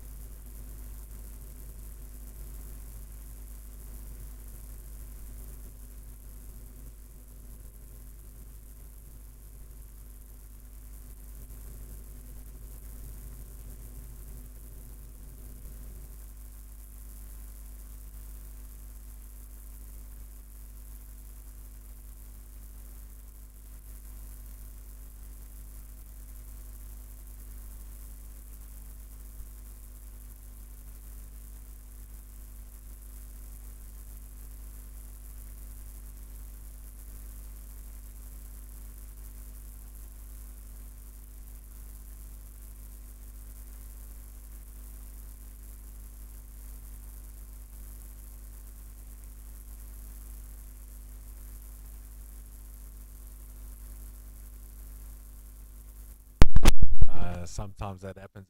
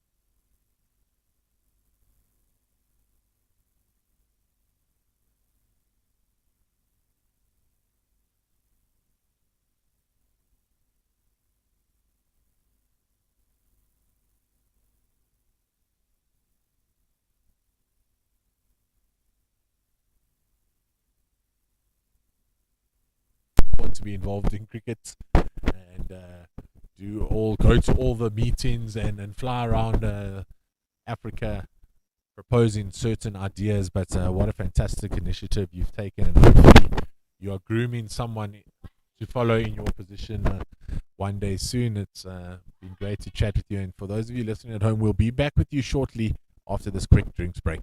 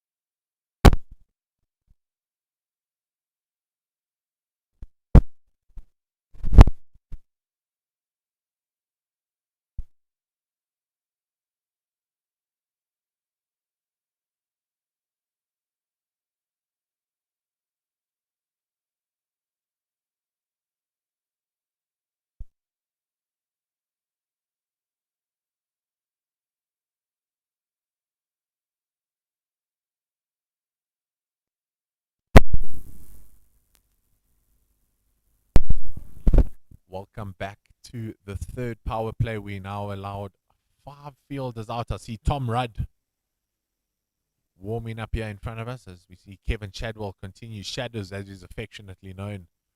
Shadows is an ex-international rugby referee. And he was linesman in, well, what's now called assistant referee at AR, but back in the day, a linesman in the 1995 Rugby World Cup involved in South Africa. I think it was a game down at Newlands in Cape Town. Although a proud Zimbabwean, loves the Springboks. And just a wonderful team, man. Yesterday, he was one of the players not picked to play and took on the water boy duties like a true champion. He kept telling me today the bomb squad are playing, so Shadders now, I think he's into his 5th or 6th over. Keeping it very tidy at the moment. The spinners yesterday went for a bit of runs. It's a bit sad today that Raj Naik is unable to play, picking up a slight injury yesterday. And this his home ground. Yeah, his brother's quite heavily involved at the club as well. So is very kindly campus today, showing me the beautiful facilities here. Have indoor hockey, and it's a multi-purpose facility in there. There's all different color tape on the floor for the different sports. They've got a couple of paddle courts indoor.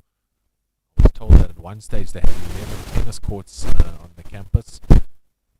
No longer is the case, as many members have shifted from tennis to paddle. And Shadders gets a wicket out of nowhere after the drinks break. So just like what happened after the first drinks break, the second drinks break brings a wicket. And often as a batting pair, you don't want the drinks break because it just breaks your concentration. You go out, you get some refreshments, you reset, you relax, and you're not back in that mindset of just trying to keep your wickets. Looked like a great ball there from Shadders, and well enjoyed. And it's been something that the rest of the world haven't been able to stop. And Zimbabwe went through the same process yesterday. As soon as they start building an innings, they then lose a wicket and lose momentum. It allows the Zimbabweans to get away with a few cheap overs with the new batsman. And it looks like it's Alexander walking to the wicket now. That's Greg Alexander.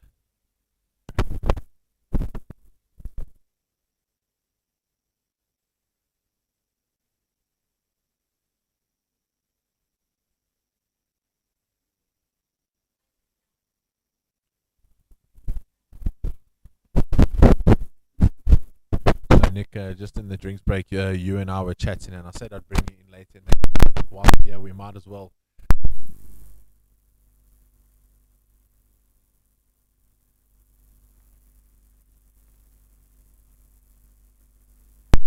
The number of bats and who the person is, because what a fantastic gesture. Cricket bats, as we know, are not cheap these days, and you need a cricket bat to play cricket. I was fortunate to be the match liaison officer for the Indian team, and the manager of that team was a guy called Chetan Chauhan. If anybody remembered, he opened the innings with Gavaskar many years ago, and in a test match against Australia, the 2 players walked off for, I don't know what was the infringement, but they walked off while the test match was on. So he's got that reputation. But Chetan became very close to me because he was the manager, and his wife was here and his son was here, so we took care of them all. And he was based in Australia. He was married in Australia, and he then decided to return back to India because they wanted him as an official in the cricket board and what have you. He was the chairman of the Delhi Cricket Association, and a few years later he became the Minister of Sports for a province in India called Uttar Pradesh. Now he apparently passed away during COVID, and his wife was left in Adelaide. In fact, I was hoping to meet her when I went over recently, but she was in India attending to her sister's illness or something. But she during their marriage, she collected all the bats Chetan used to win and get sponsored and given and all that, and she had something like 200 bats. And when she heard about grassroots cricket, she got hold of our chairman Tawanda Karasa, who's from Zimbabwe, and gave the bats away to him, which he's distributed to clubs in Zimbabwe and in Australia. That was a very fine gesture from him. Apparently, she's hoping to come next year because her father worked in Harare in the early 30s or 40s. She wants to come and see where her father used to work.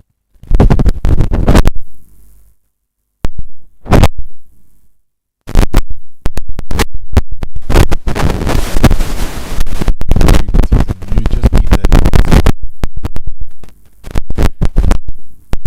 two of you to have the conversation, interests and relationships. And that's what's so great about this game of cricket. I know yesterday speaking to one of the rest of the world players from the A side, and he was telling me in the leagues in England at his, I think it's at his club, he's got 5 teams of over 60s and 2 teams of over 70s. And I couldn't believe it. Down in East London, where I'm from, we just have vets cricket, so over 40s, but there's no official over 50s and over 60s sides. Obviously, the players that are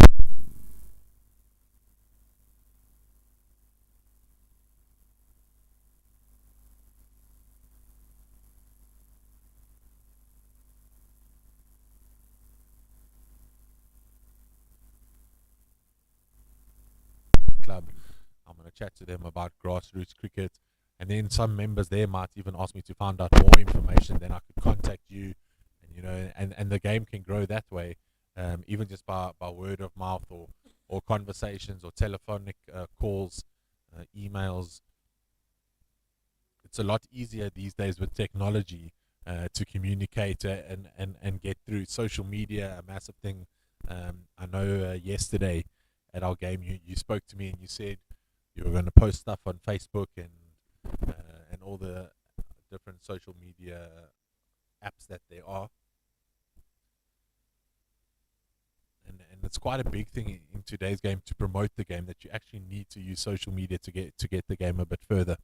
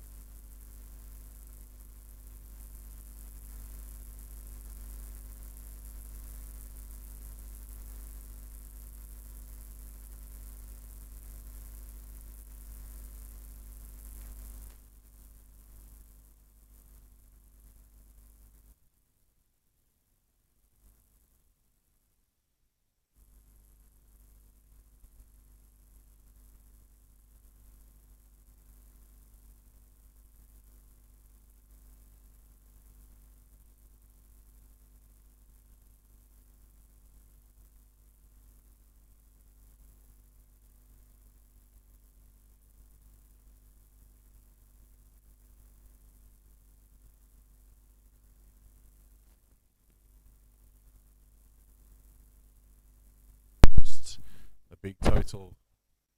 They'll need about 250 on that field. So they've got a long way to go, needing 110 extra runs here with 13 overs. Cole Mellors, though, really fits and strong young man. And he'll look to make a difference with the Willow. As we see a little change in momentum happening here. Shugs with the silky soccer skills. Sugar Man, as he's known by his mates. I heard today in the drive here that he was also a provincial hockey player at one stage. Was Sean Lawler. There's a lot of comparisons with hockey and cricket.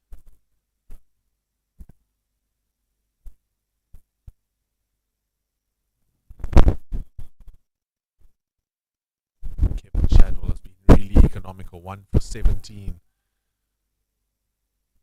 off his 5.5 overs.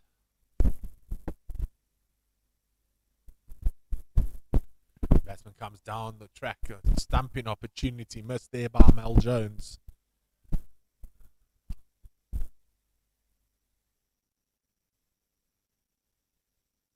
And that's the end of the over. 124 for 5 after 33. A little bit more emphasis from the rest of the world batsmen in that over.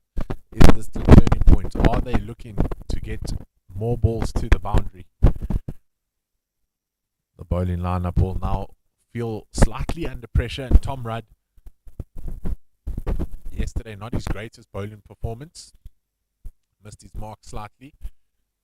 He's going to look to try keep it tight here in the death overs.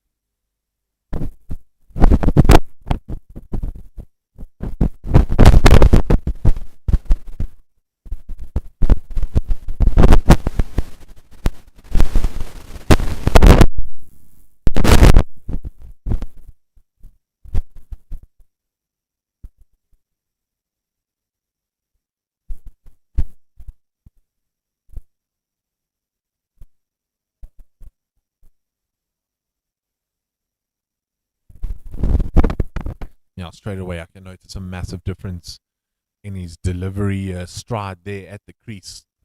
A lot more energy through the delivery, getting over that front knee and finishing it. Finishing your action. It's so important as a spinner to finish off your action and not just stop above your head, but to come right through.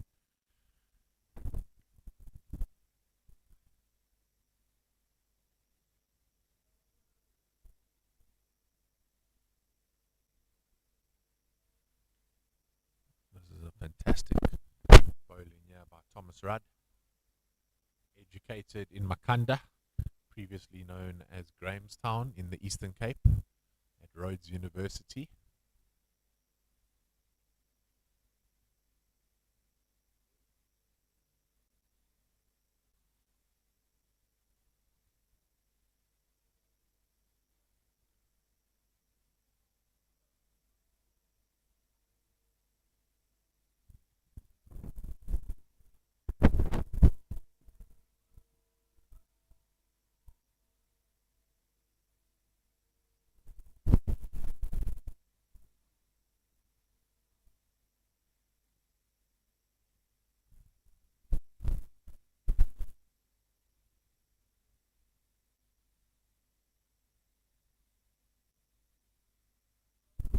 Quick run taking it to mid-wicket, smart fielding, but even better running by the rest of the world. So definitely there was a talk. I know Tex Rogers made his way down there. Maybe from the top view here, Tex, you just gave them some extra information that you were seeing. Play the ball into the space. Look to change those ones into twos. With all your experience, they certainly can't overlook that.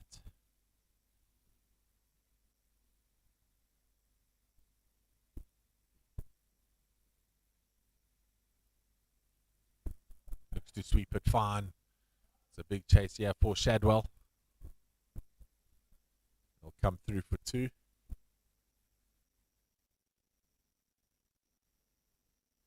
that's the end of another run over. 129 for 5.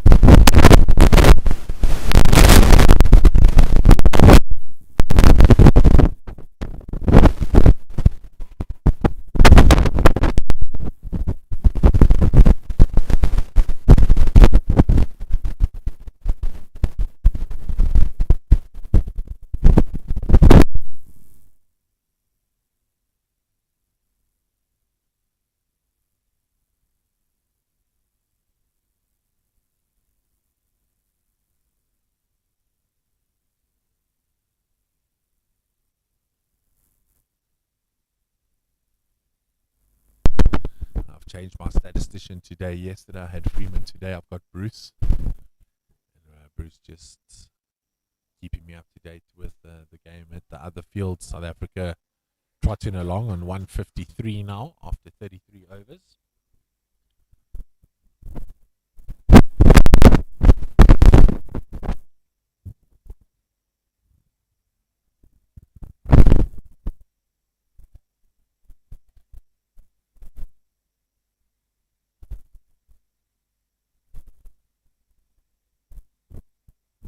Keeping a little low.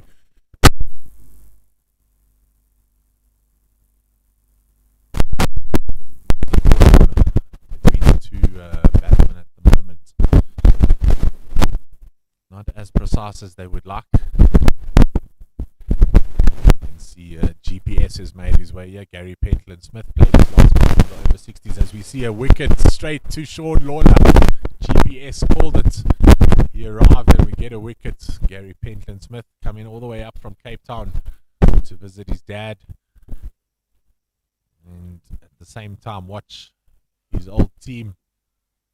And Kevin Shadwell with the breakthrough. He's been elite with ball in hand. Has Shadders staking a claim to hopefully play in the upcoming games. There's a massive game on Wednesday for the Zimbabweans for the Procky Cup, where South Africa take on Zimbabwe in the international match of this Africa Cup. And I know the Zimbabweans have got big bragging rights over the South Africans in the over 60s, having held that Procky Cup for quite a while. The new batsman coming to the wicket is Keneally. Keneally with that red helmet. Don't mistake him for Zimbabwe. All the way from Wales. The last time I had a banter with Keneally was in Cape Town. The Welsh rugby side still hadn't won a rugby game since then. Fortunately for him, they've had a victory, so that long losing streak has been broken. But he's going to look to make a difference. Keneally, a smart batsman, strong, so we'll look to find the boundary more often than not. And the bowlers will be aware to that, though. Shadders enjoys when a batsman comes after him. It just allows the spinner to create more problems and ask more erring questions. It's good field placings here. Sean Shugs Lawler just standing on the inner ring, and that ball coming straight to him. We've got a short mid-wicket, deep mid-wicket here in Ackhurst to our left. Tom Rudd, a deep square leg.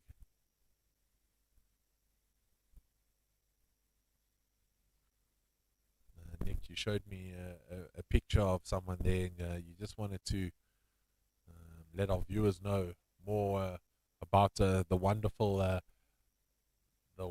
man there on that picture you showed me. Do you want to let me and the rest? Thank you.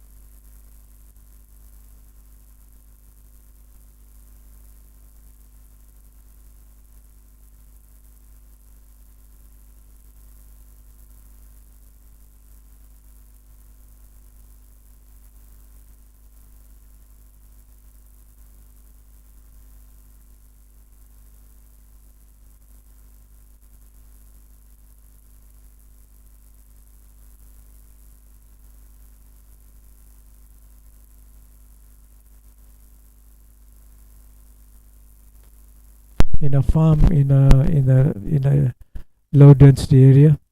It was all our neighbors were mostly the local community, and in that farm we all lived in very morbid conditions, in 2-bedroom houses. I remember we had one house that our house consisted of a kitchen and a dining room, and a bathroom, while the second room was the bedroom. And we grew up in that condition. Also, we shared one toilet between 10 families. So it was, I mean, this was between 1950 and 1960. And I don't know if most of you guys recall, but in those days we used to have those bucket toilets.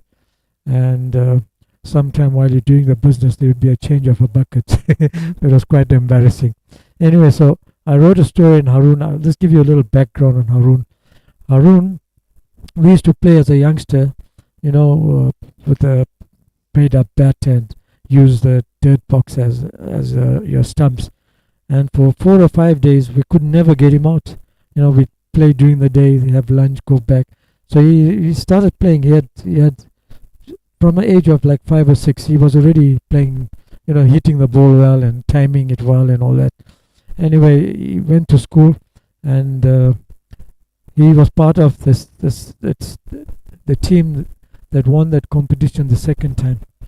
Yeah, the one at Louis Battle School, where we were the first winners, and he was part of the team that won the second thing. Anyway, he played cricket at school at a very high level, first team and everything. And he also played hockey, first team and everything. And after he left school, he played for Universals, which is our sister club here. And you could see his performance. He did extremely well as a batter, and scored lots of runs. In fact, as a young boy, he opened the batting with a guy called Yunus Ahmed, a Pakistani test player. And in a game against All Hararians, where they had half the Zimbabwean team there, Jack Dupree, Duncan Fletcher, Alan Fletcher, Davy Houghton, and a whole lot of others. I don't know if Davy was probably a bit younger than that. I don't know, but he might have been in the team. But he got 100 against them, and he then went to schoolboy trials to play for Nuffield. Unfortunately, he had to go there on his own. He couldn't travel with the team because there were restrictions involved. He couldn't sit with the team for lunch.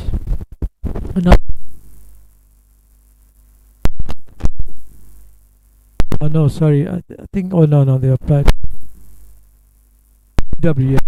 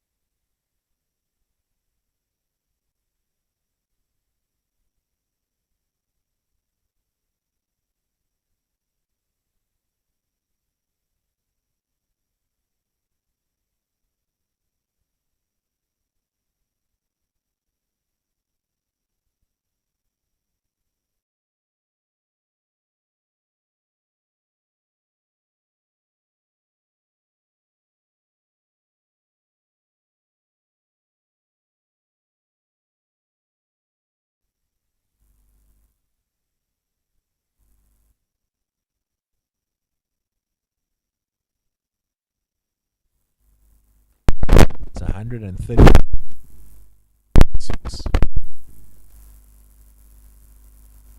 I think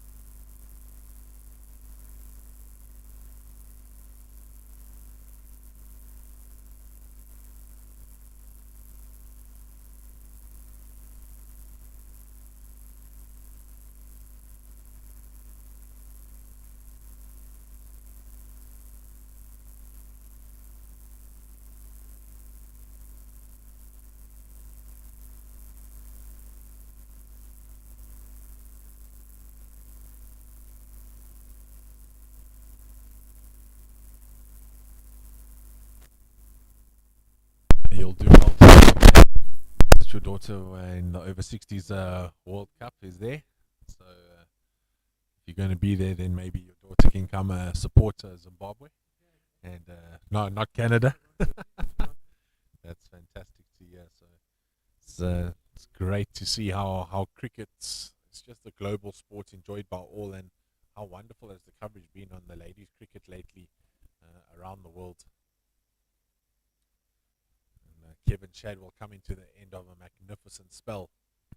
Yeah, currently 2 for 23 with one delivery to come. Really been the captain's pick of the bowlers, I'm sure. This time not landing on the pitch, giving a bit of a freebie.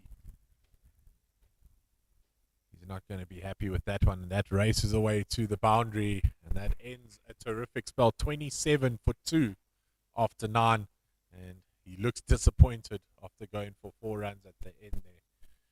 But in the bigger picture, that is a fantastic spell of bowling by the bomb squad leader Kevin Shadwell.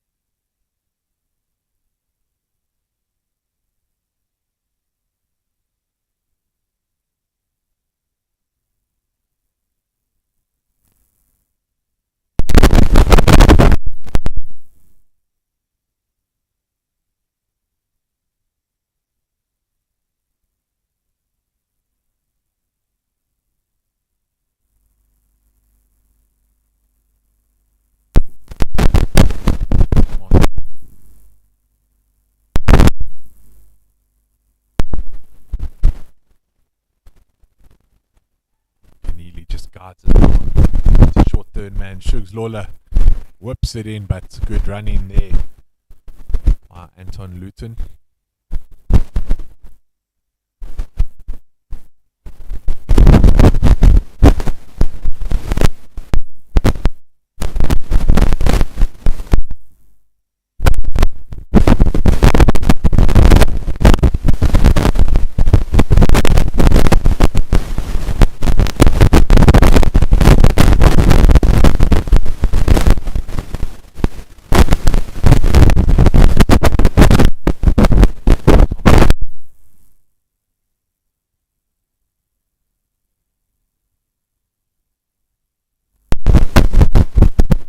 Better than yesterday. Yesterday, I think he went for 12 in his first and 13 in his second.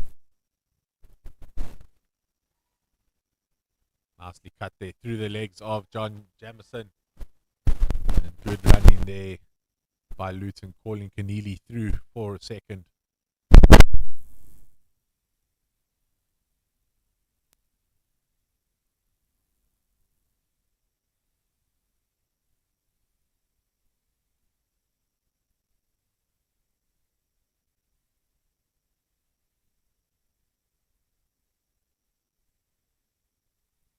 Malcolm Jones trying to do a bonus and get back into their crease.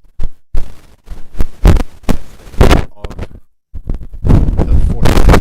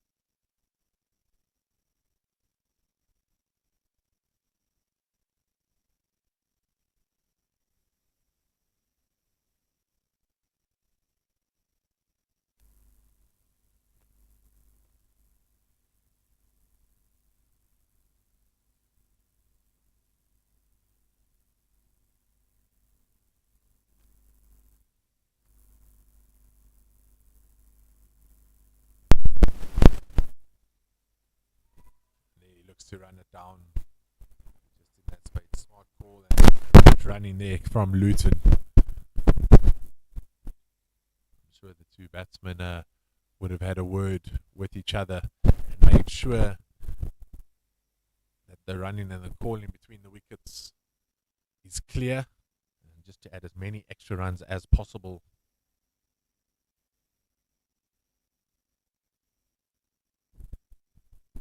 That one worked on an appeal coming. Batsman leaning out of the crease. Malcolm Jones really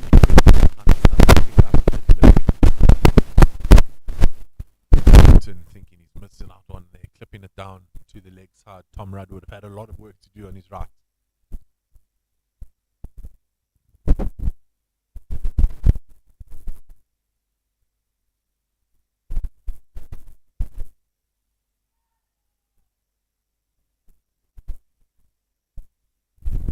As a commentator, start to ask the questions at this stage of the game. Is it more difficult out there to bat than it looks? And the answer will only ever be asked at the end of the second innings. Yesterday, for all intents and purposes, just reading the scorecard, it looked as though the rest of the world found it relatively easy to bat against South Africa on the surface. But today the run's not flowing as easily. I must say the Zimbabweans have been very accurate with ball in hand and really just strangled the boundaries in those middle overs.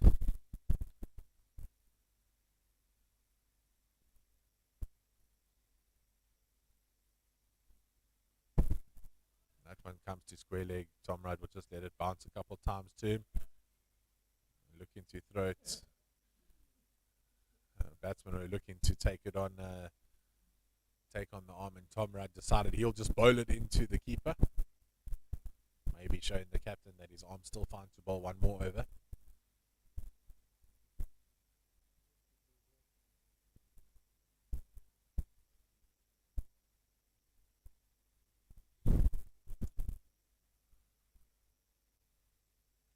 Tom Rudd definitely seems like a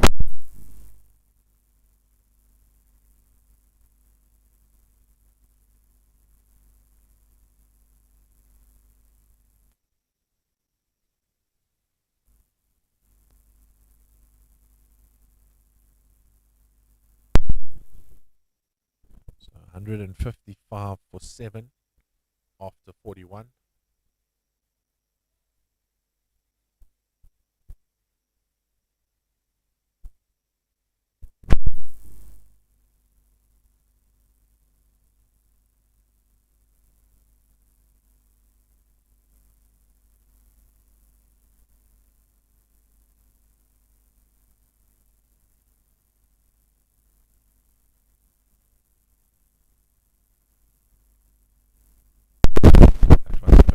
There in misfield environment, so they'll scamper through for the single.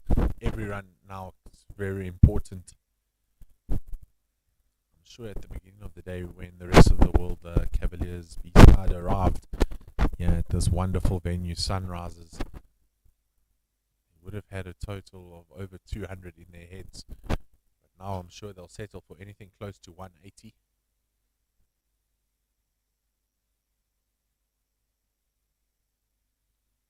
Rudd floats it up. What a great delivery. Oh, and the pretend Shah, the stumps.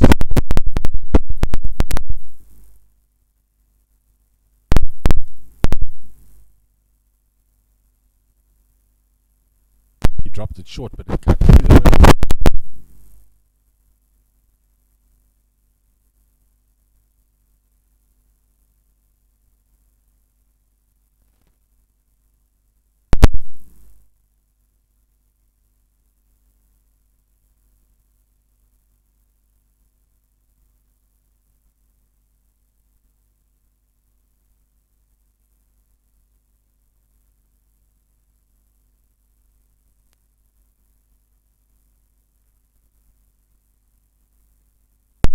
Work down the ground, looking to take on the arm of Gary Griffiths and deciding against it. Luton into the danger in there.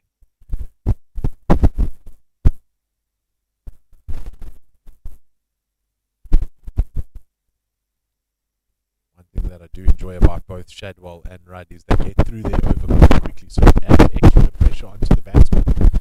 Next thing you know, 8 or 9 overs have just gone past in a blur.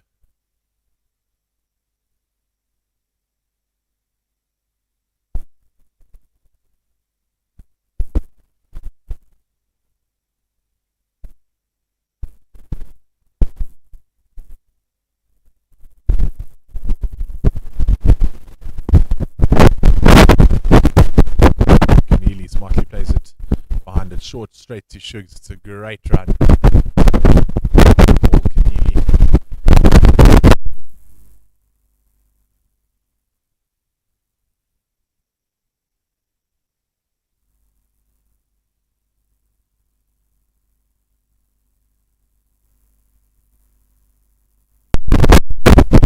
Left, if we go at 5 or 6 and over, we're looking at 175, 178. We see a couple big shots here from Keneally. Need to somehow put some pressure on the bowlers. Zimbabwe have seemingly had it all their own way out there in the field. Their energy's definitely been up today compared to yesterday. At one stage yesterday they dropped their shoulders and their heads, but today everyone's more positive, moving around between their positions a lot quicker.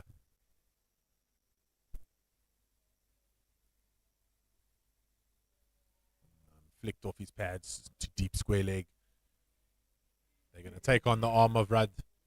That pressure is coming in, and it's a great throw there by Rudd. Why didn't we see that in the previous over?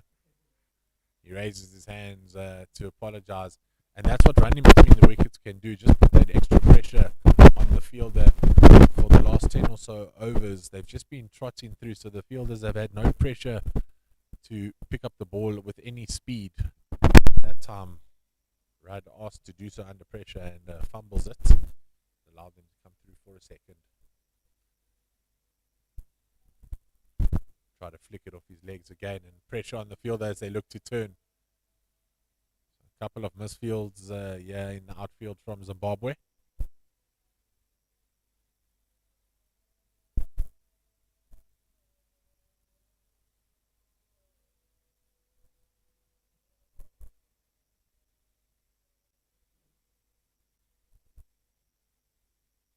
Luton with the expensive drive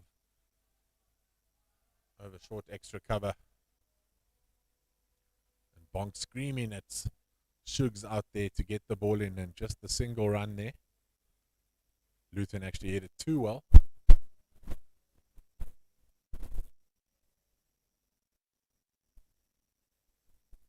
Keneally with space here, backward of square. Well, he looked to work it there, he doesn't. He goes down the ground. Work for Ackhurst to do. Moves swiftly to his right. Misses the ball. There's a couple misfields there coming from Ackhurst. Interestingly enough, he tried to pick that ball up with his left hand on the move, but his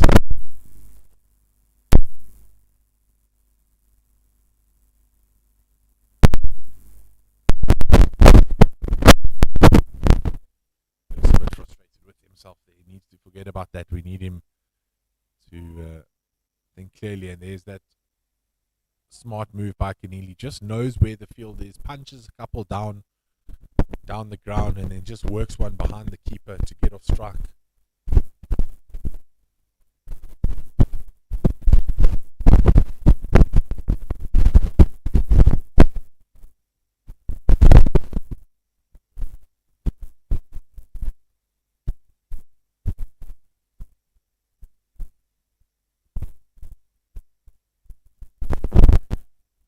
There, but it's too much of the back.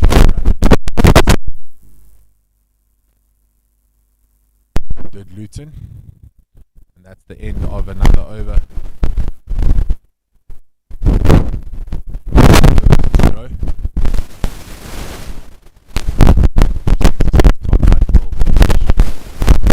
He takes his cap off and looks like he's going to finish the penultimate over.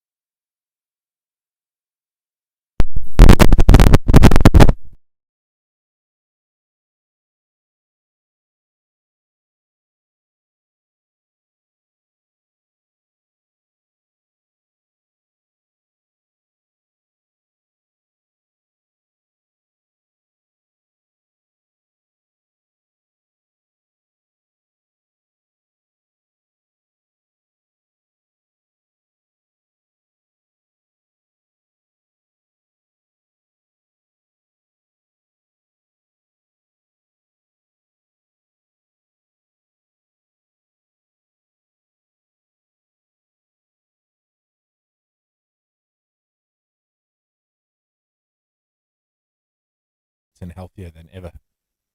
Young, 71 years old, is the opening batsman. And you'd never say so the way he plays his cricket. And his opening partner is Wayne Jones. Made his way from overseas to come stake a claim for that World Cup in Toronto next year. Bowled beautifully and is a classy.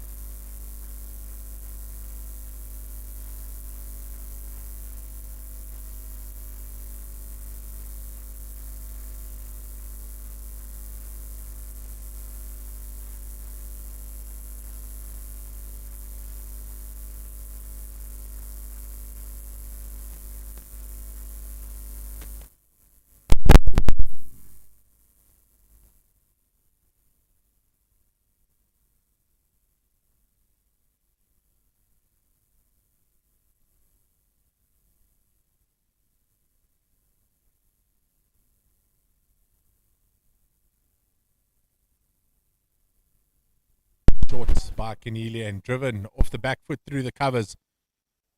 It's a lot quicker than yesterday, the field, but that's not going to make it all the way. They're going to need to push through here. JJ looking for a third, trying to take on the arm. He calls it through. Bit of a stutter halfway down the track and still makes it easily.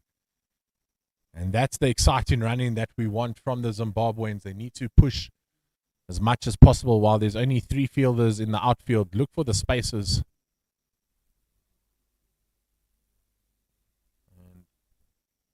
that's the end of the second over. We will bring up the scoreboard as soon as possible. We just are having some connection issues.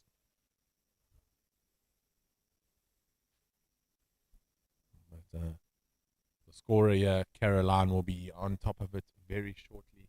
Just connecting back to the Wi-Fi.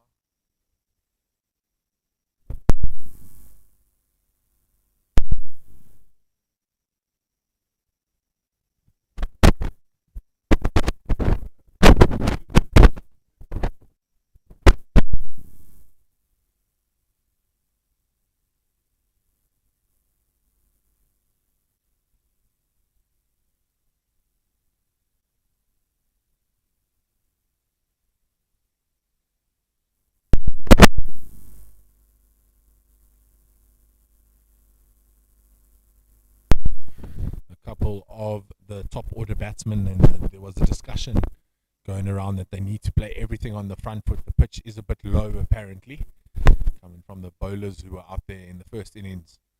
And John Jamison sticking to the game plan, getting on that front foot. Elegant block from the 71-year young man.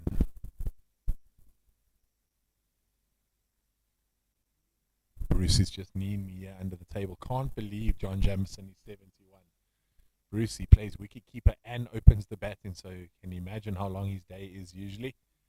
Today was just in the outfield. And the umpire just doing a bit of a stretch after lunch there, and what a lunch it was here at Sunrisers. I think everybody told me on the way up the stairs how great their chicken was, so thank you to the people that provided the lunch here at Sunrisers. It was enjoyed by all the Zimbabweans and the rest.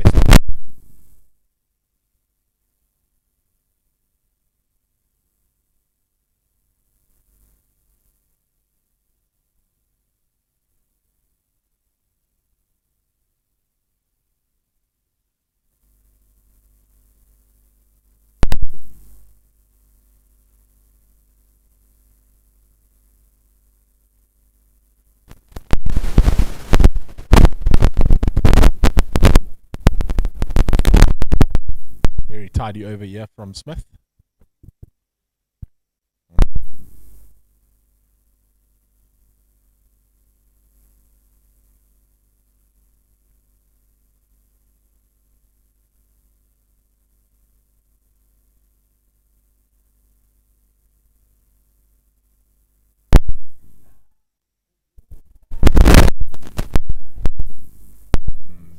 Encouraged by the Zimbabwean batting lineup to keep running. John Jamison looking well there. Wayne Jones seems to be struggling running between the wickets. Makes you wonder if he maybe picked up a niggle.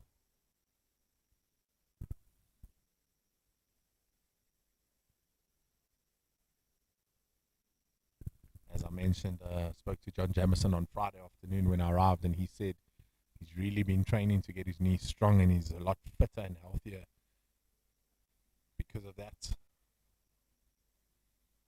He's put a lot into it, a very proud man, and loves his cricket, and wants to stake his claim as well for that ticket to Toronto.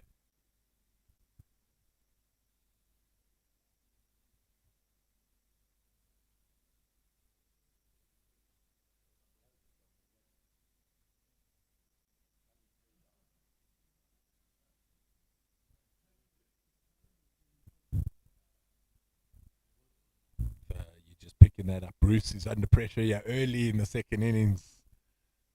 And, luckily for us, Alan Rogers is here to assist us, just checking out the scoreboard on the ground.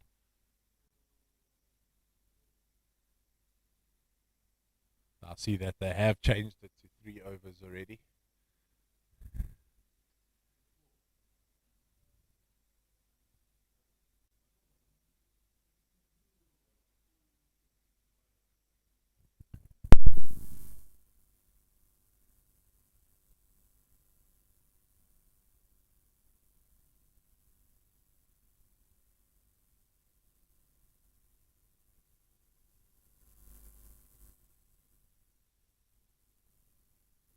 It's a genuine edge there off the shoulder of the bat.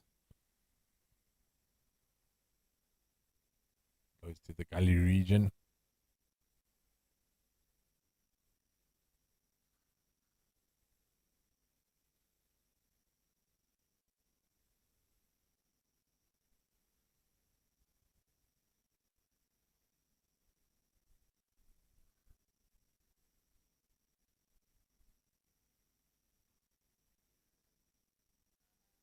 That hit the toe end of Wayne Jones's bat, and if the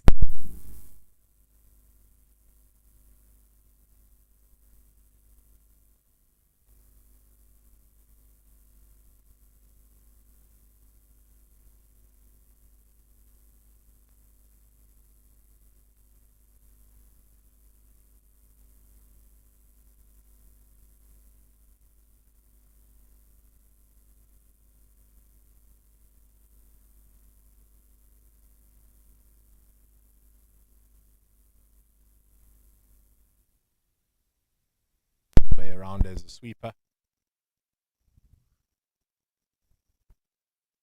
You can see Caroline back in action here with the scoreboard back on your screens.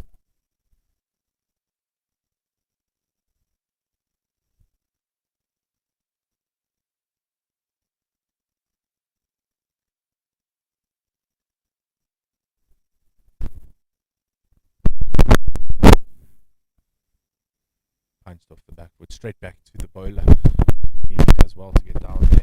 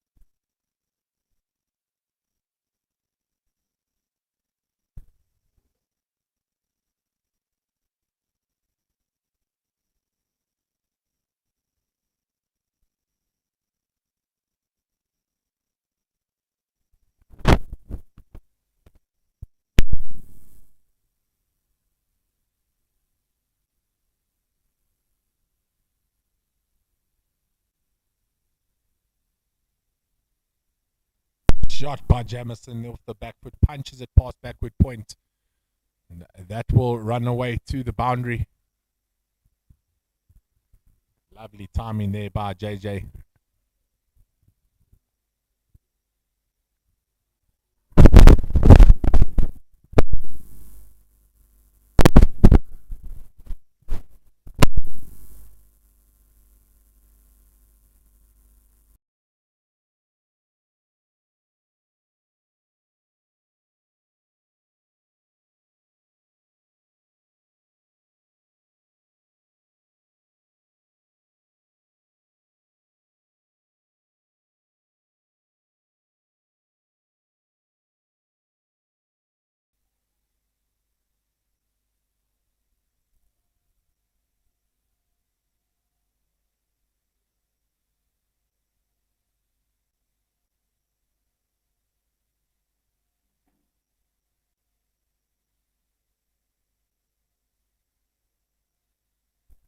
Jamison guards it to the vacant deep third man area.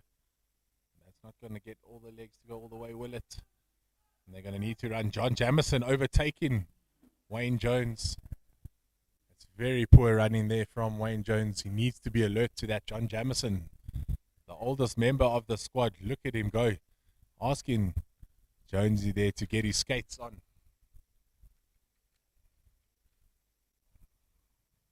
Alongside us, we've got the tournament director, Kenyan Zeal, scratching his head, hoping he could have been out there making a difference.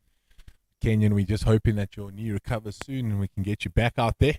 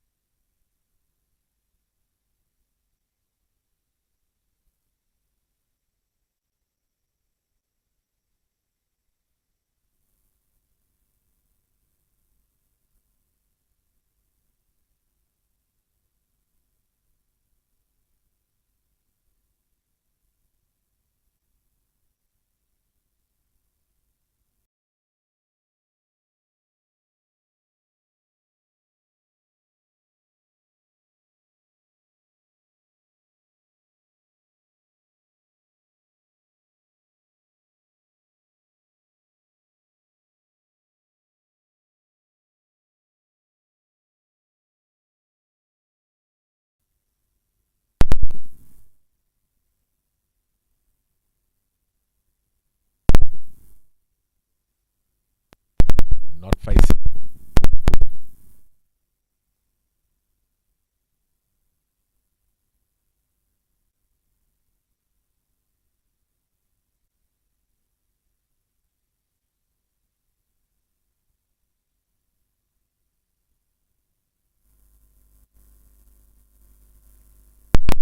So abusing each other. Myself and Bruce just keep.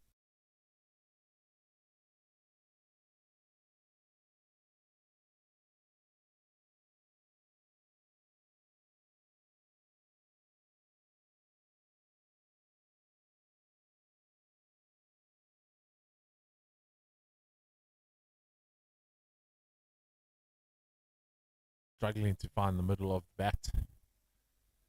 Smith into Parham. Parham, large stride, plays it in front of the pads there. And that's the end of the over, and a fantastic over for the rest of the world.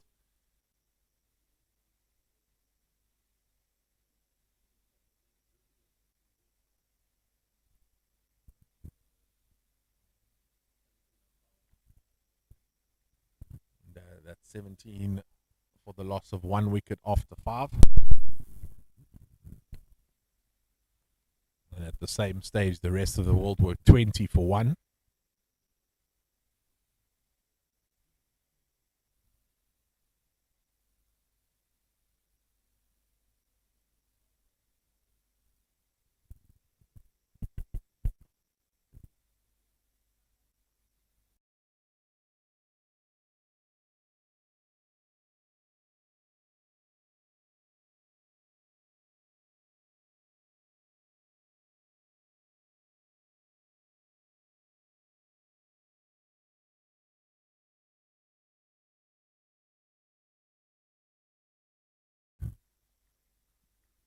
At mid-off.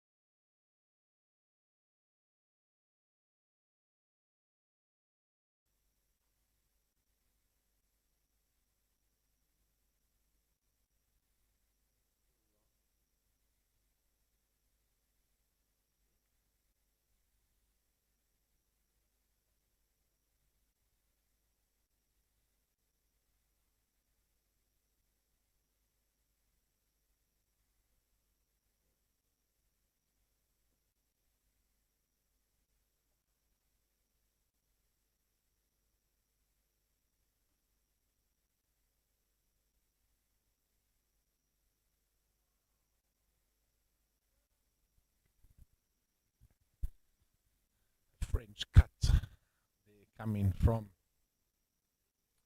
the opening batter.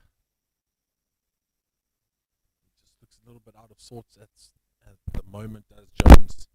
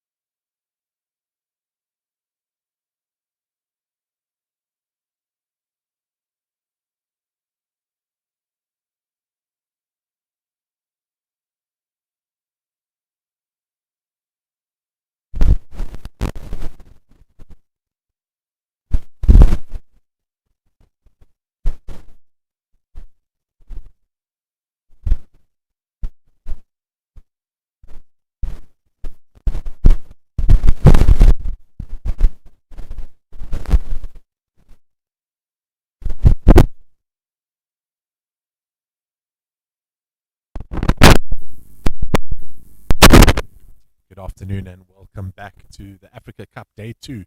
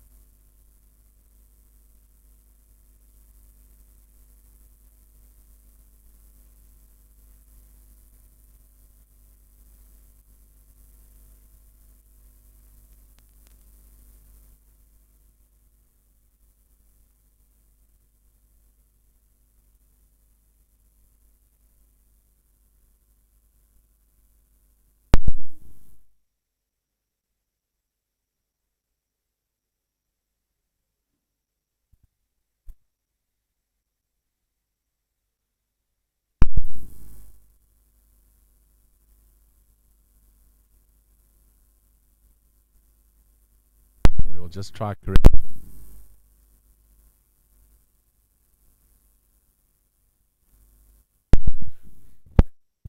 But we know it's 1 wicket. And that's the important part for the rest of the world. And they need that to be 10 wickets to get a victory here. I can't see Zimbabwe batting 45 overs and not making this total. So the game plan for the men in blue is to take wickets.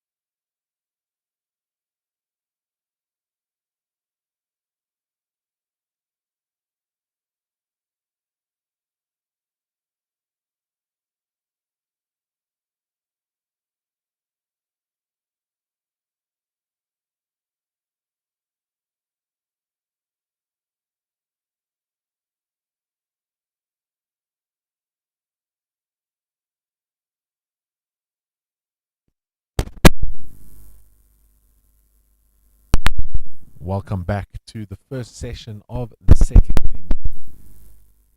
As for the breakup in feed, but Caroline and Bruce have been working tirelessly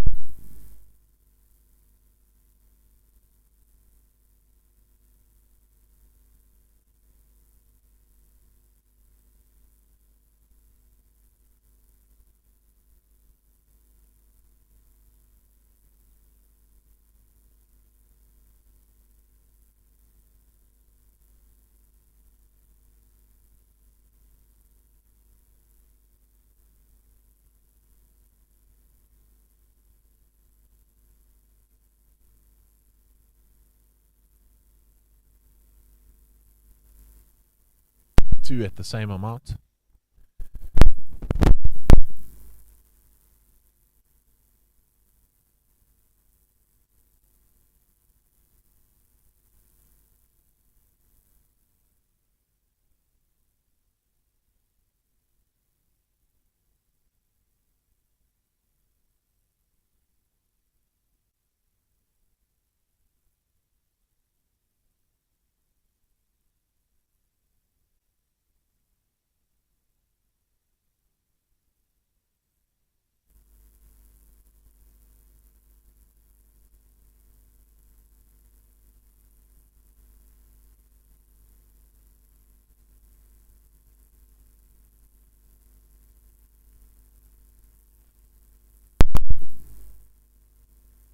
To get them to play the false shot.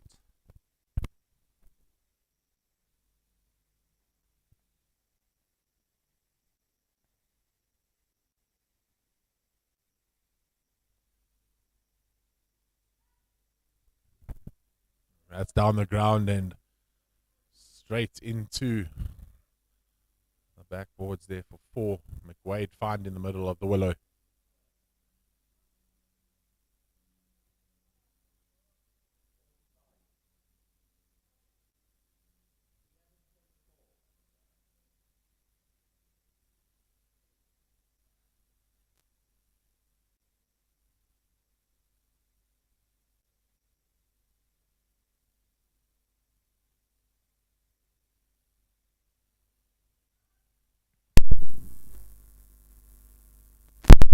On drive there by McWade and holds possession of the strike at the end of that over. 46 for 2 after 12.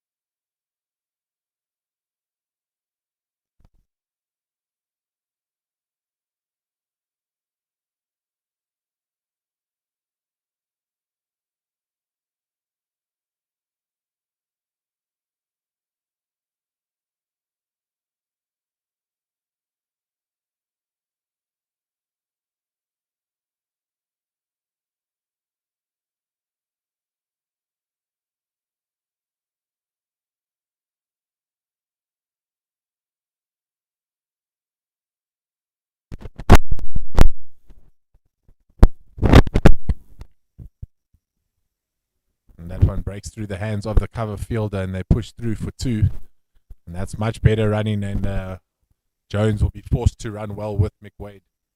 McWade, one of his attributes as a batter is to rotate the strike. He loves to turn a 1 into 2 and a 2 into 3. Very fit individual.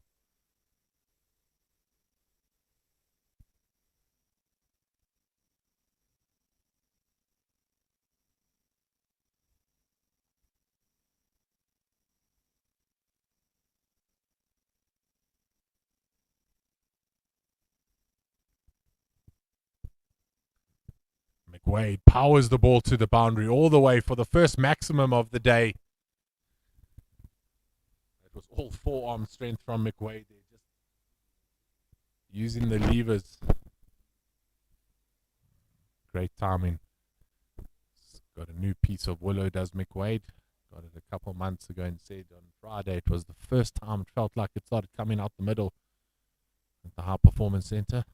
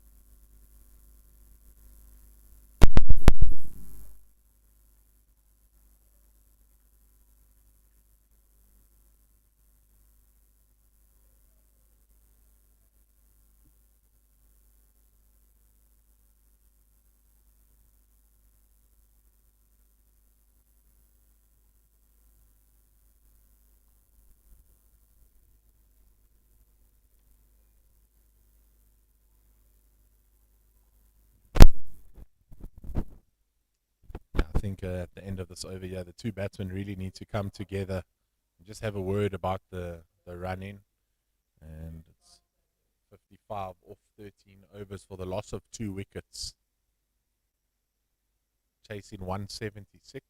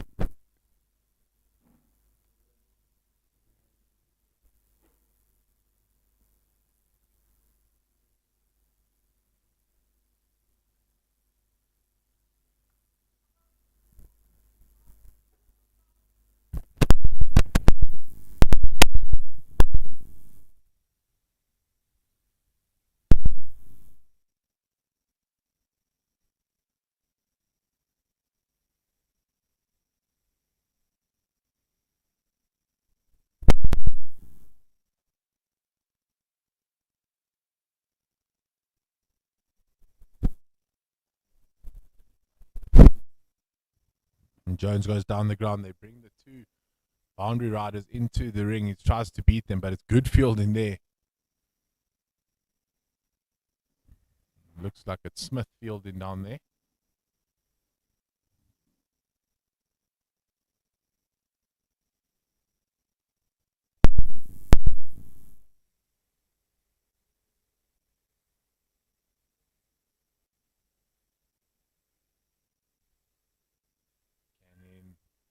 Finds the outside edge of McWade's back. McWade will turn and come for 2. It's an easy run for him.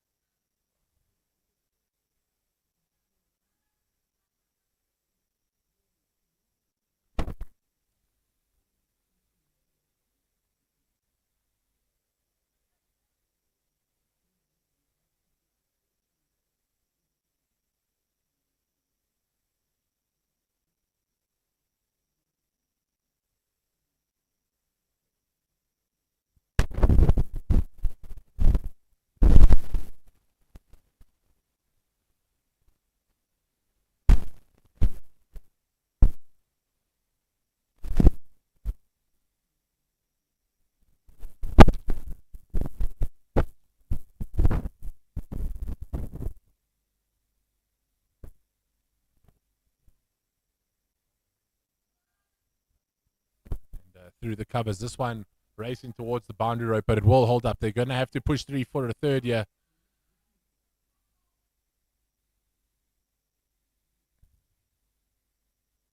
Jones really struggling with the run in between the wickets.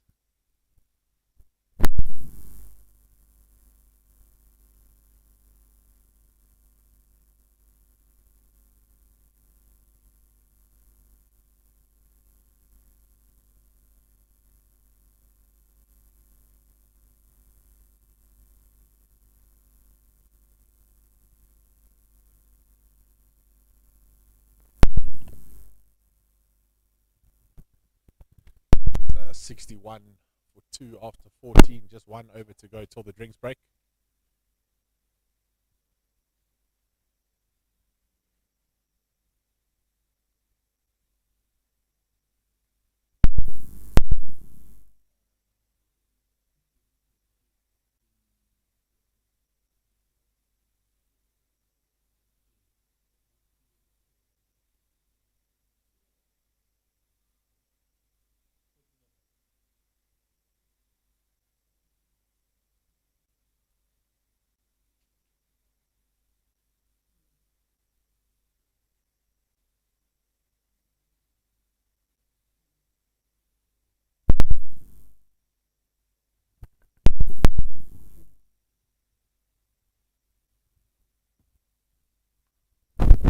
Jones finds the middle of the bat.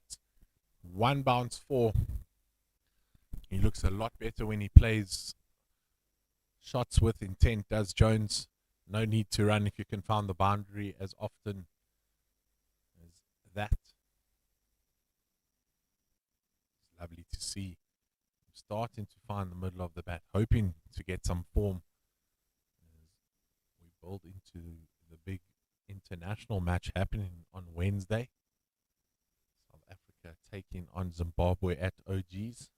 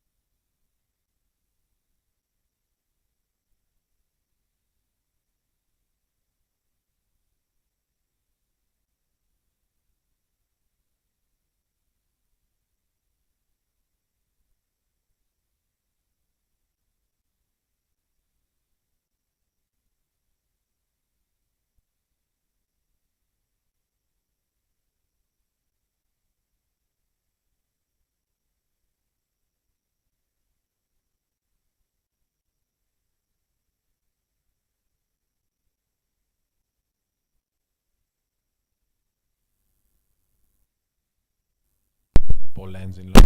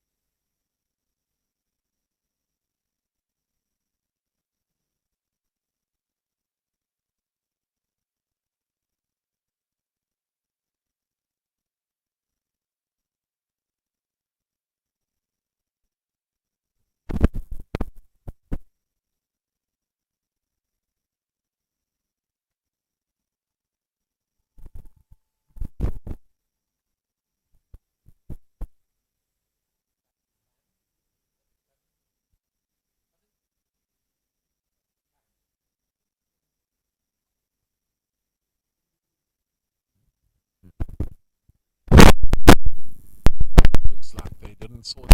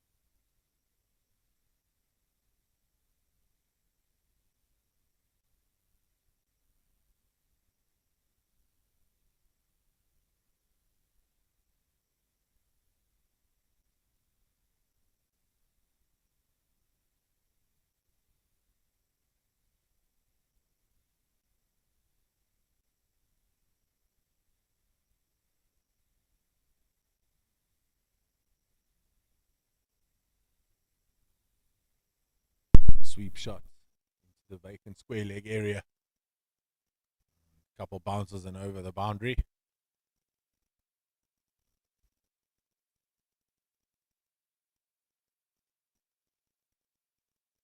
.72 for the loss of 2 after 16.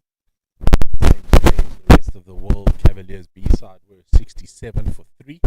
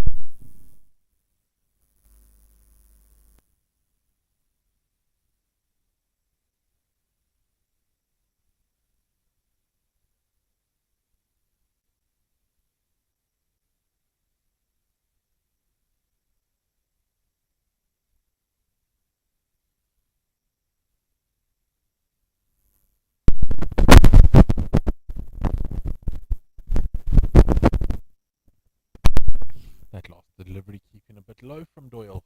Maybe interest the bowler if he can get it on the stumps. And the pads into play. You see the slog sweep straight to mid-wicket. An unbelievable catch.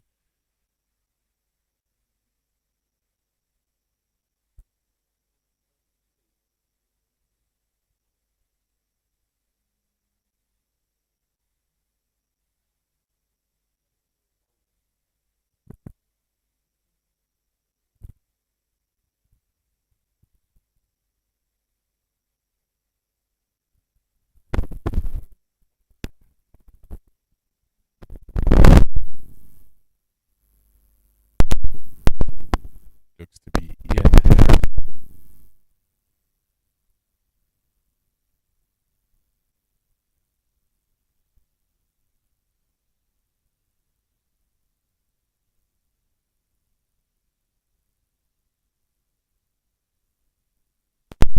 Ian Harris, the Centurion from yesterday, making his way to the middle.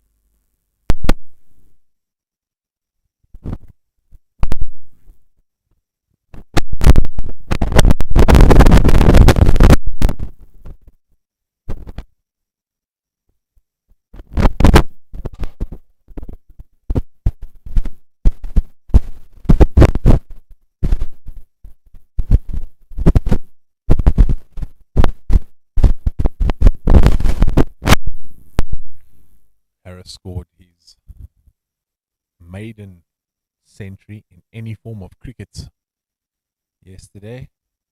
It was a really emotional day for him afterwards. Unfortunately, after scoring a century, Zimbabwe went on to lose the match.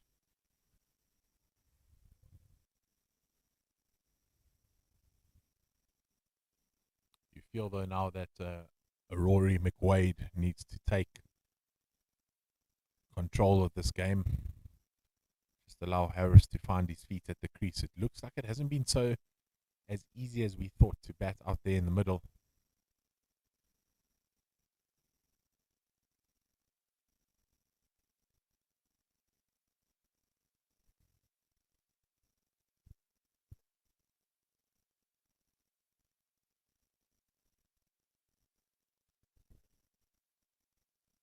So 74 for 3 after 17. And the rest of the world, Cavaliers B side, is throwing the cat amongst the pigeons in this run chase. It's picking up wickets at the right time. Every time they start to build momentum, Zimbabwe, the rest of the world just strike and take another wicket.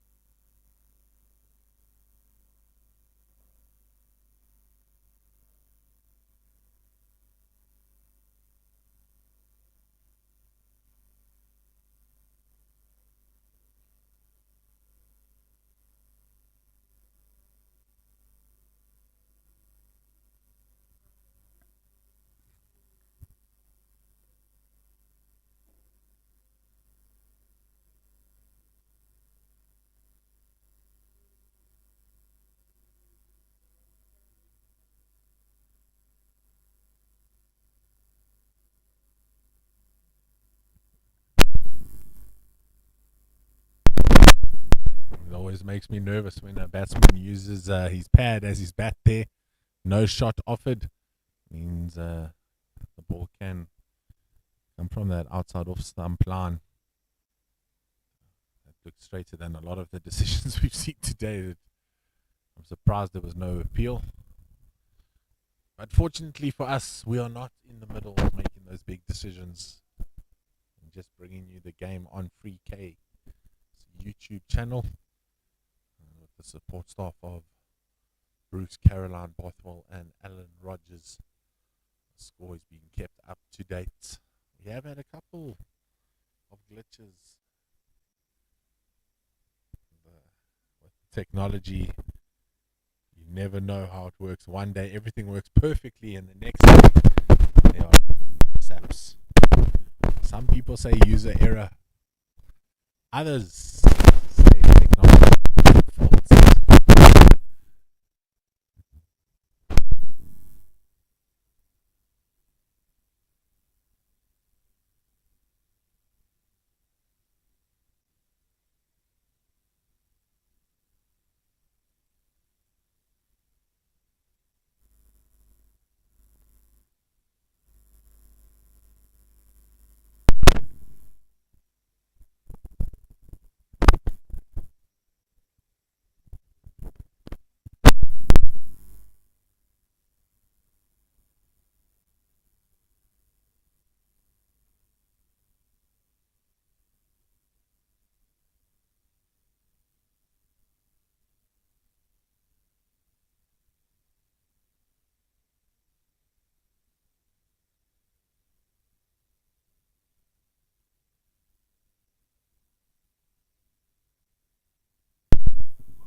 Score is 77 for 3.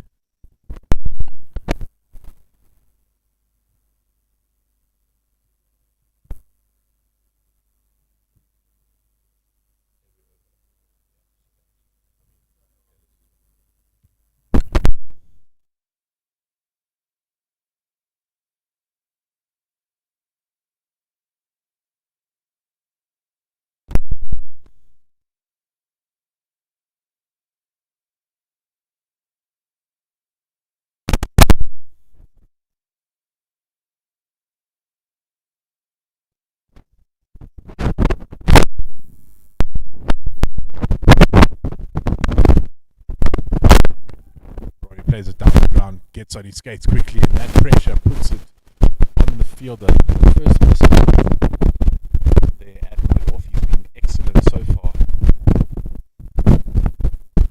Just makes you think if McDonald can make that short.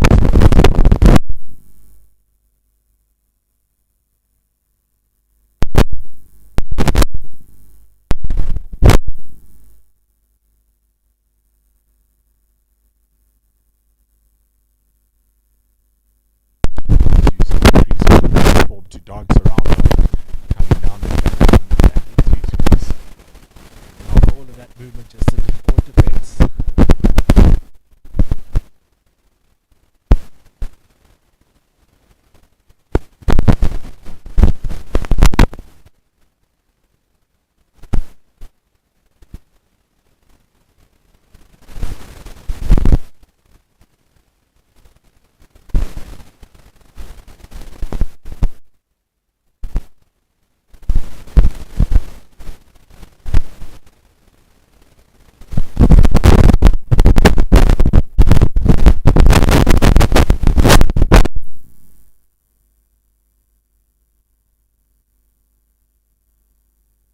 Full toss pulled backward of square.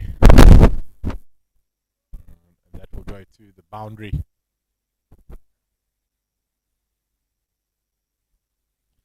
Ian Harris seems to remember where the middle of the bat is after yesterday. As I mentioned, he played a brilliant innings of 114 runs.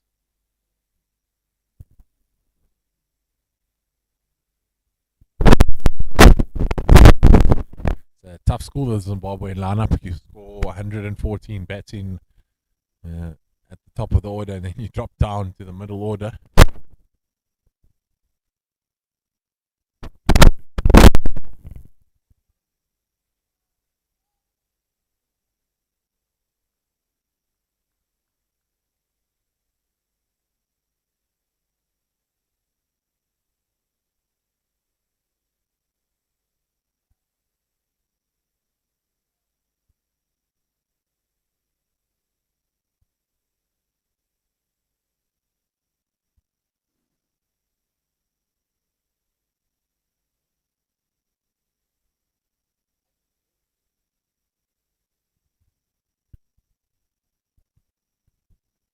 $83 for 3 after 19. Scoreboard slowly ticking along for Zimbabwe. At the same time, the rest of the world was 79 for 3, so very even at the moment between the two sides.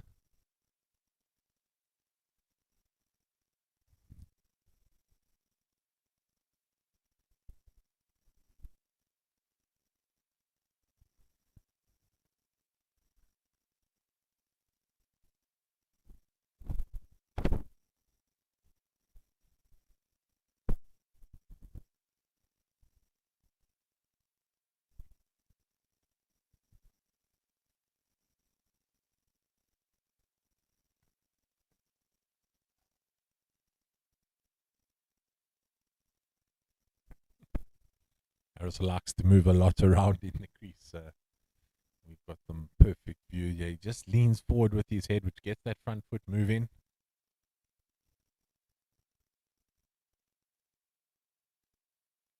Comes down the track again. I think maybe in his whole innings yesterday, I think he stood still for 3 deliveries. Every delivery just likes to come down the wicket or gets deeper in the crease.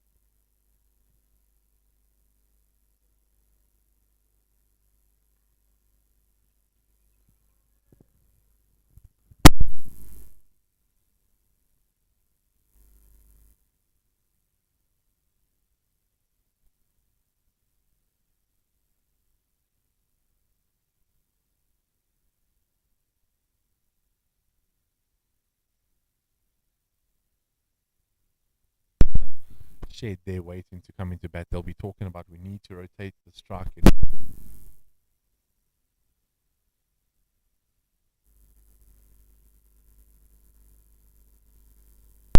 The over jumps from a 5-run over to a 9-run over.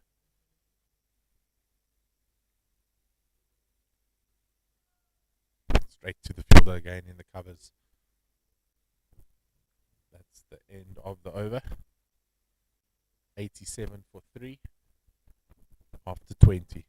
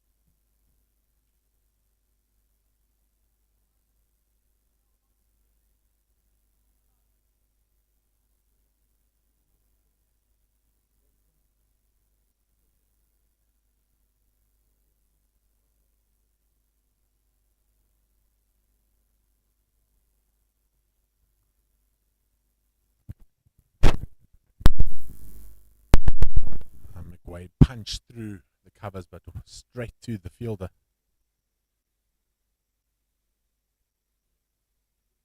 Doyle with a hop and a skip into the crease.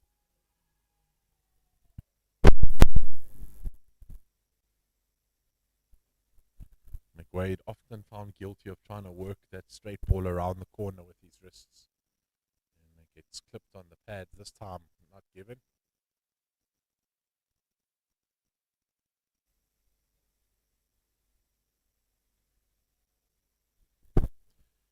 And news from the other game.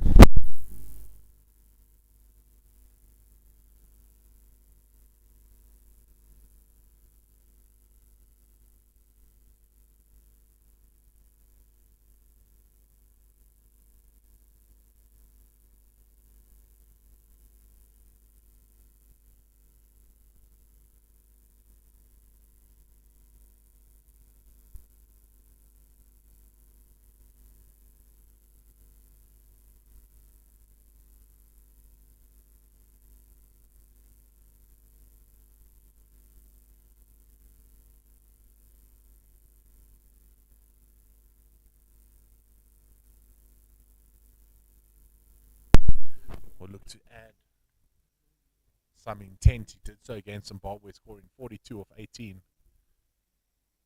And McWade now finding those boundary riders, timing it too well to come back for the second.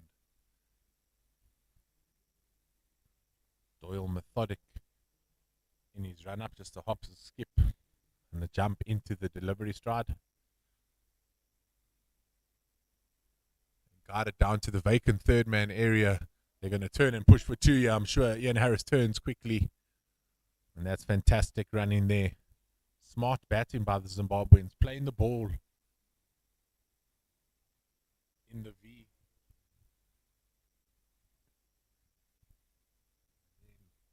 Getting all the fielders to move. That vacant third man area opens up and Harris just guards it down there, lacking the pace though to get it to the boundary, so pushing through for 2. And at the end, 21st over, Zimbabwe 92 for 3. At the same time, the rest of the field were 84 for 3, so Zimbabwe slightly pull away.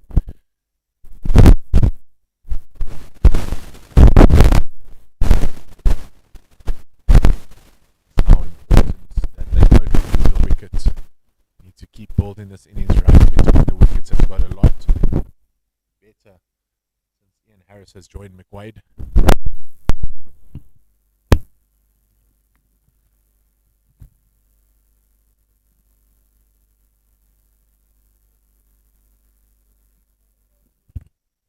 been a loss of a wicket. And Asif Karim has come to the crease for the Cavaliers against the Proteas, or the South African side. They're now 89 for 3 after 18.4.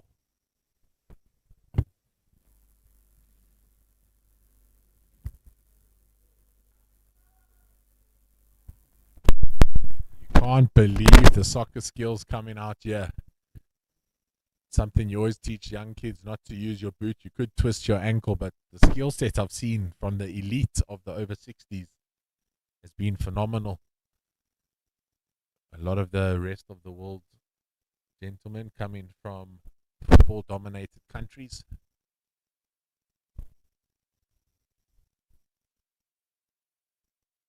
McWade couldn't getting another boundary in that cover region. Ticking along nicely is Rory McWade.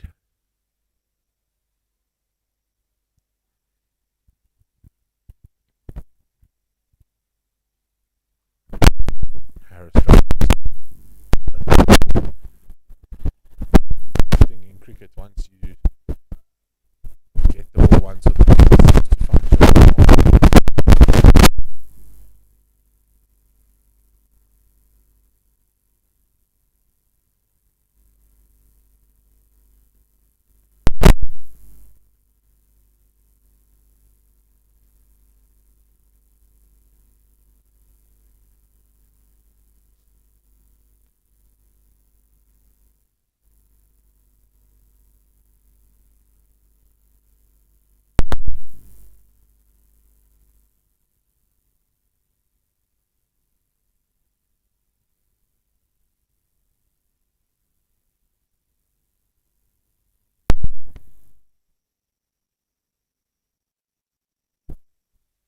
Wade scars one up. Goes to everyone's favorite fielder, No Man. And he gets through for 2. Just looking at the scorecard from the other game here, looks like Kevin Grant opened the bat, and I had the privilege of commenting with Kevin Grant yesterday. He was not selected for the Cavaliers A side, and he was just so eager to get on the field today. He made 26 at the top. And McWade goes big. And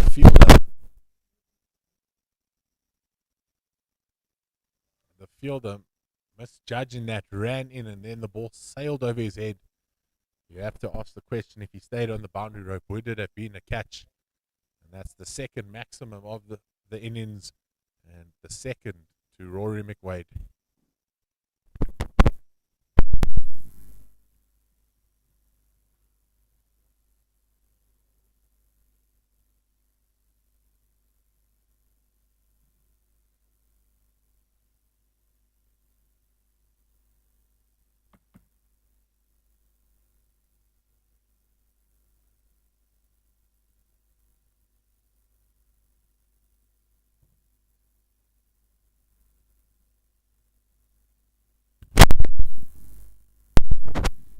Tournament director is starting to look nervous again, yeah, walking around in circles.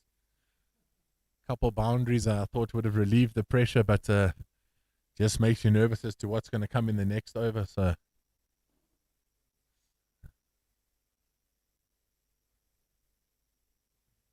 of course, the tournament director, Kenyan Zeal. I believe he schooled at Prince Edward.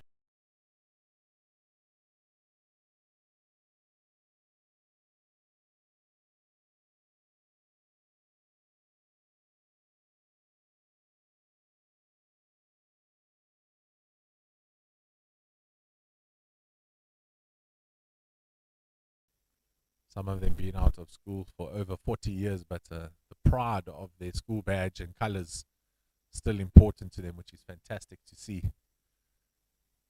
I've been informed by the third umpire, Dan, that it's a love-hate relationship. Dan, I can tell you, sometimes it's a hate-hate relationship, depending what school you went to, but the banter is always with good humor, as all Zimbabwean conversations go. A lovely run there.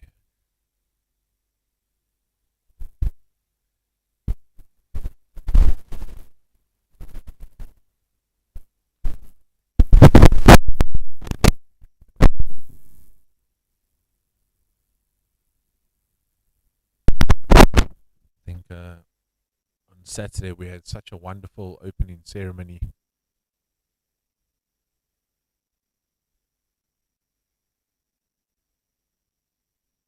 See that one just cut backward a point for a single, and the tournament director Kenyan Zeal, of course, a Zimbabwean player as mentioned earlier, just recovering from an injury and a little surgery, had such good words and spoke about the spirit of the game and the reason why we travel around the world to play these games against opposition that then become friends. They look so forward to meeting each other at the next World Cup or next tournament, often building bonds. And these tournaments open up doors to new tournaments. So I know that you see McWade whip one through deep mid wicket area and he finds the boundary again. I know that India are very keen to come to Zimbabwe early next year. A couple of other sides have invited Zimbabwe down to New Zealand and to the UK. That's what it's all about. And Kenyan Zeal's message to us on Saturday night was play within the spirit of the game, but remember to stay afterwards, have those conversations. Cricket is a game where you can speak endlessly about a result or a decision or a captain's approach during the game, what we should and shouldn't have done during the middle overs, the strategies that impacted the result of the game. Even if you're the winning side, you could still think, what could I change? What could I make better? And it was such a fantastic speech by Kenyan. And then the Zimbabwean captain, Greg McDonald, took over with the microphone and just welcomed everyone and encouraged that we play in the spirit of cricket. But reminded everyone that we all still have the fire in our belly to do well and achieve great things. And everyone's hoping to get into the final. The results today could really open up this table.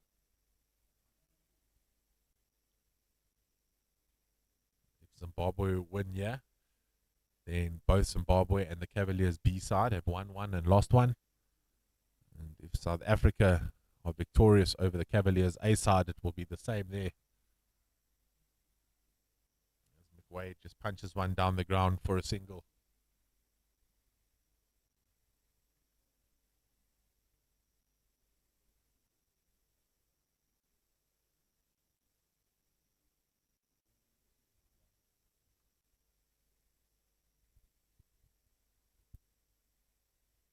This is good batting here. Ian Harris,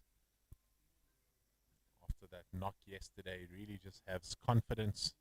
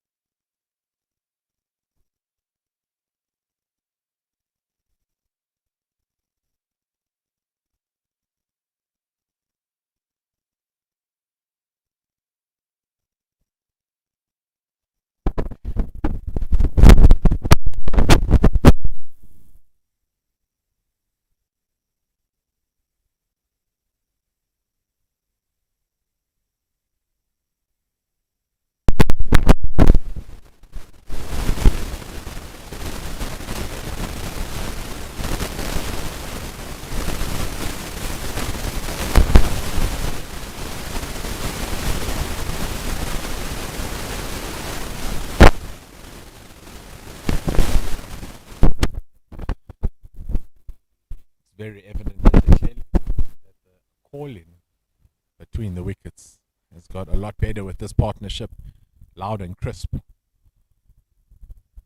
That's a lovely shot there, back with a point. Makes the sweeper work hard. They going to have to take on the arm of Alexander here, but just settle for the 2.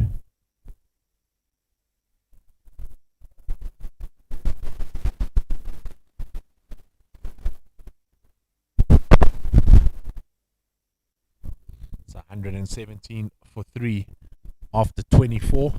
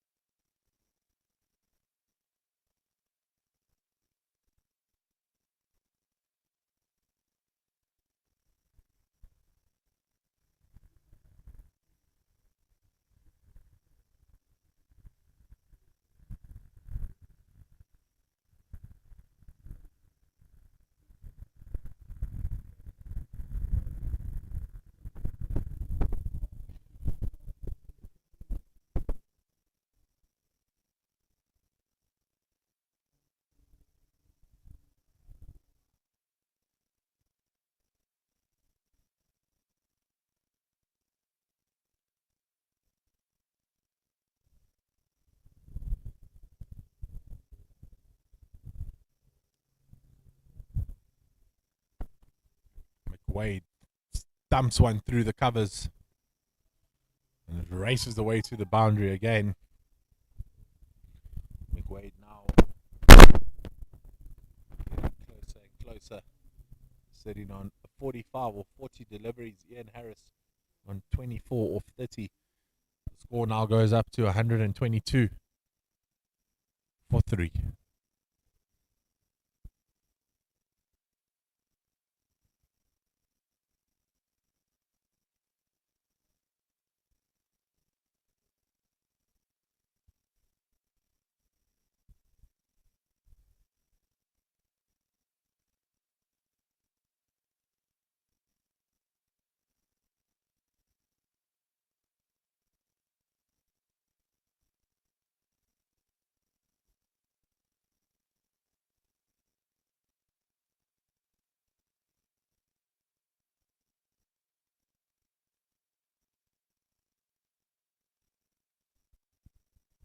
Wade pushes it down the ground just for a single.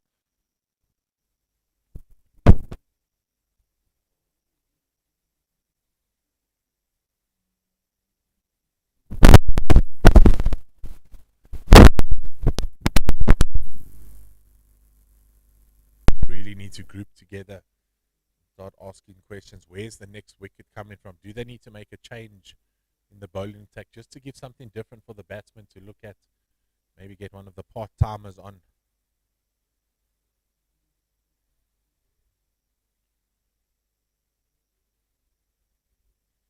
Currently, it just looks a little bit too easy for this pair of Zimbabwean batters. Rory McWade well set. Ian Harris found form yesterday and has continued on today. Harris down the wicket. Looks it off his legs to mid-wicket again. They come through for a single.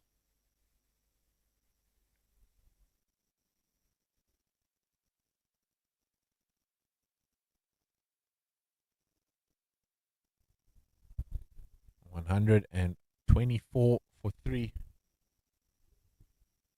at the end of the 25th over.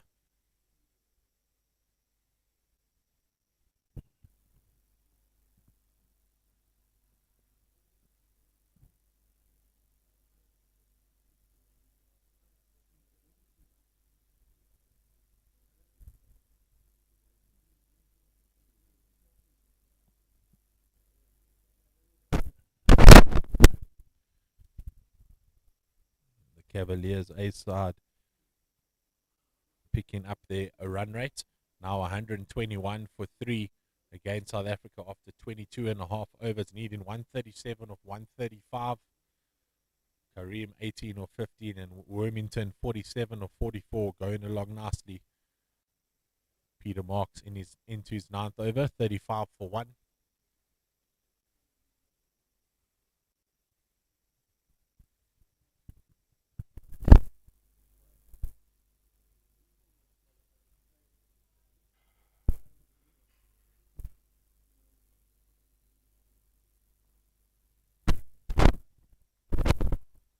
It's a lovely sweep shot, but a great save there.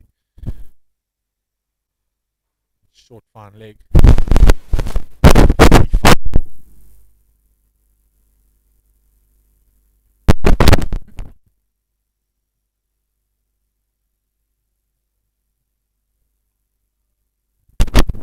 McWade pushes in the covers. He looks in for 2, turns blind. Just comes straight back.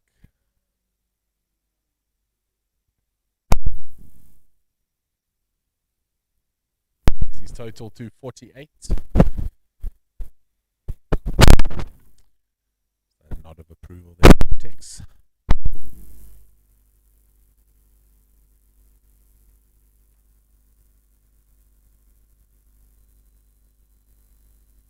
On 48 there, through for 2. Can't risk it, Tex. Can't risk taking another delivery there.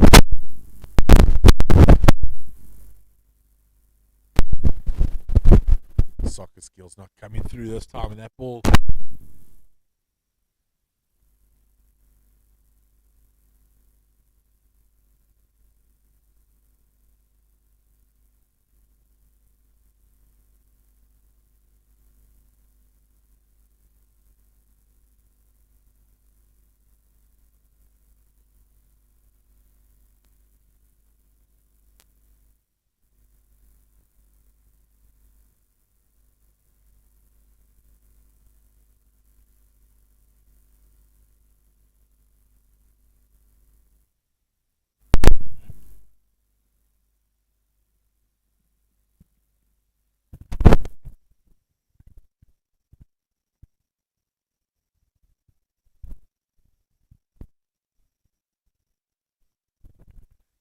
Harris nearly takes out the umpire.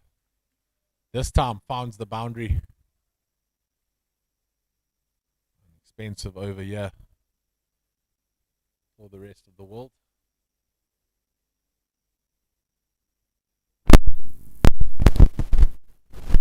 That is the end of the over. 136 for 3 after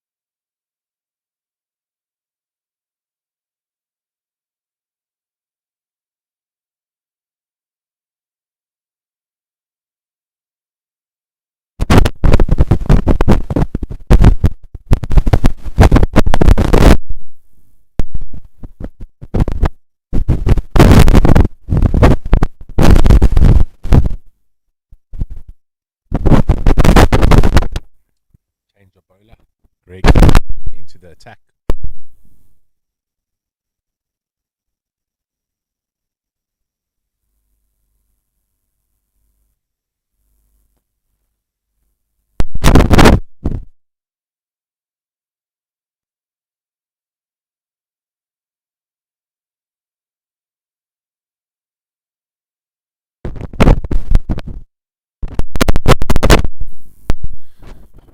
Or 44 deliveries, a great innings. Wade.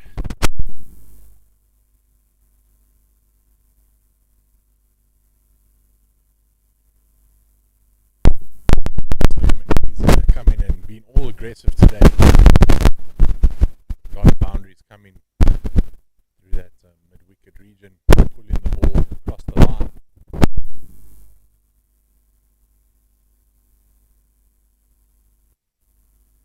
Their net run rate, if they get the victory, would be a good one going into the final day.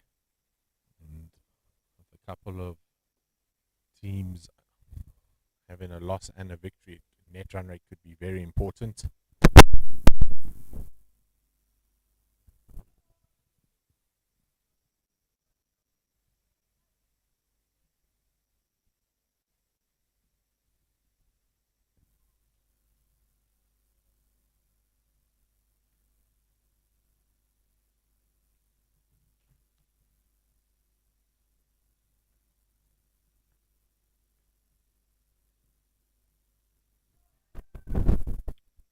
Wade, a bit of a hack across the line there, now that he's reached the milestone.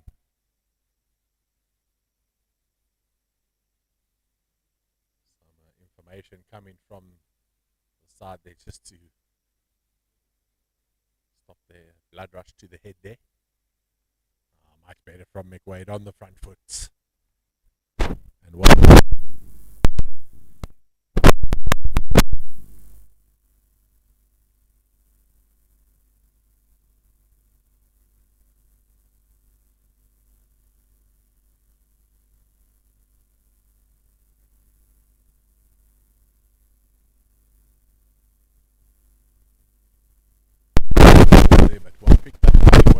it fine.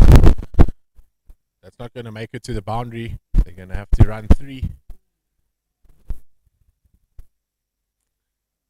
And it's all about watching the ball roll to the boundary.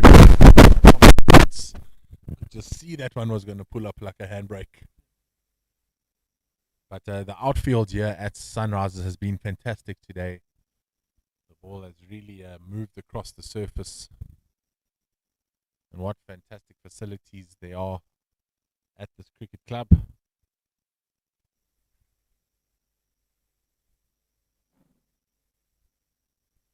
It's 145 for 3 after 27.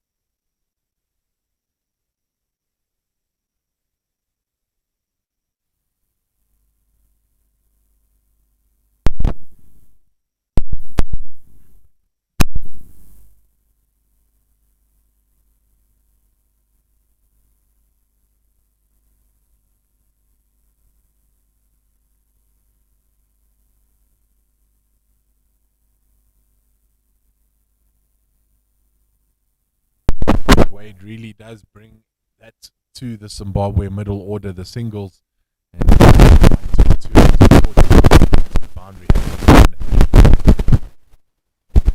That's a lovely cut shot there. And McWade looking like he's got his skates on. Is he going to run 4 here? McWade alive.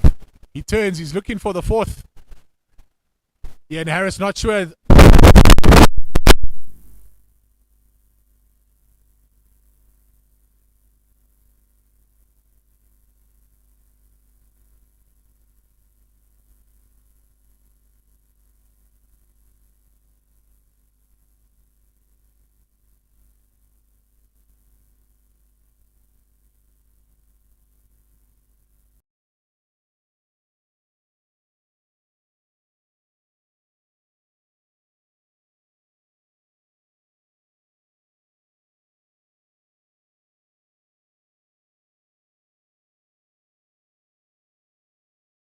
Out there, one bounce into his mitts. He just bowls the ball back in.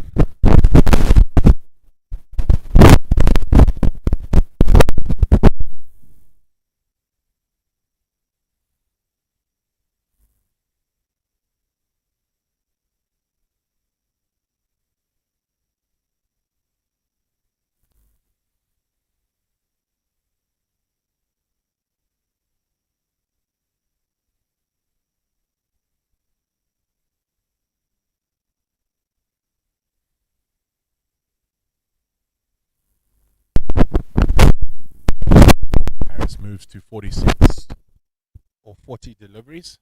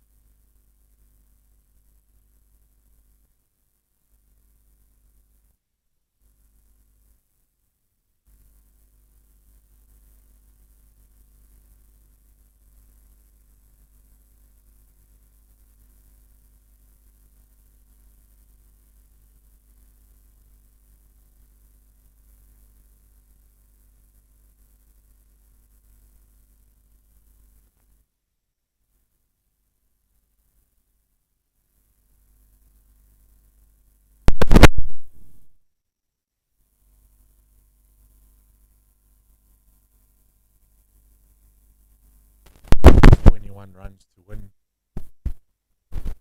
for Zimbabwe.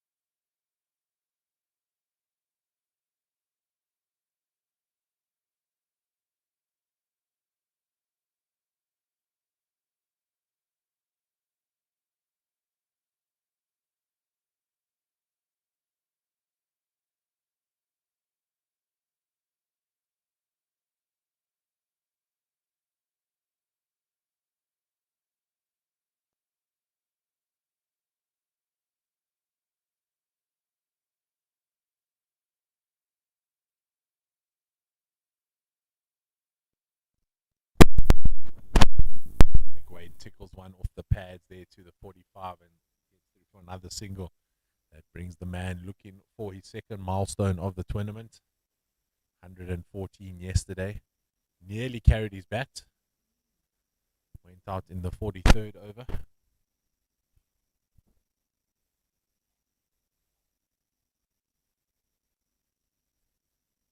He pushes one into the covers, and that look at Rory McWade supports his batting partner.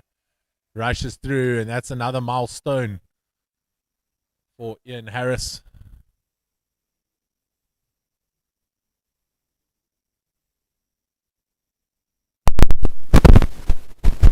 He's taking a claim for that plane ticket to Toronto.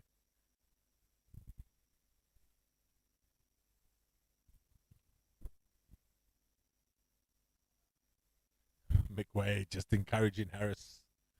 Come on, one more.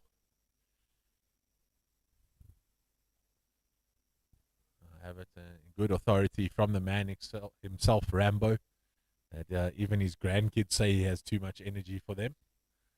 So you can imagine what he's like if he hasn't been on the cricket field, how much energy he has. So what a lovely gentleman he is.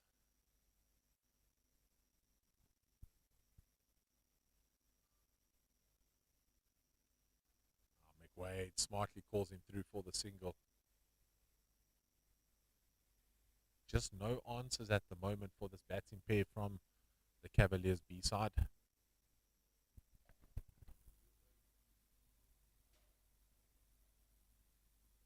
It will be interesting.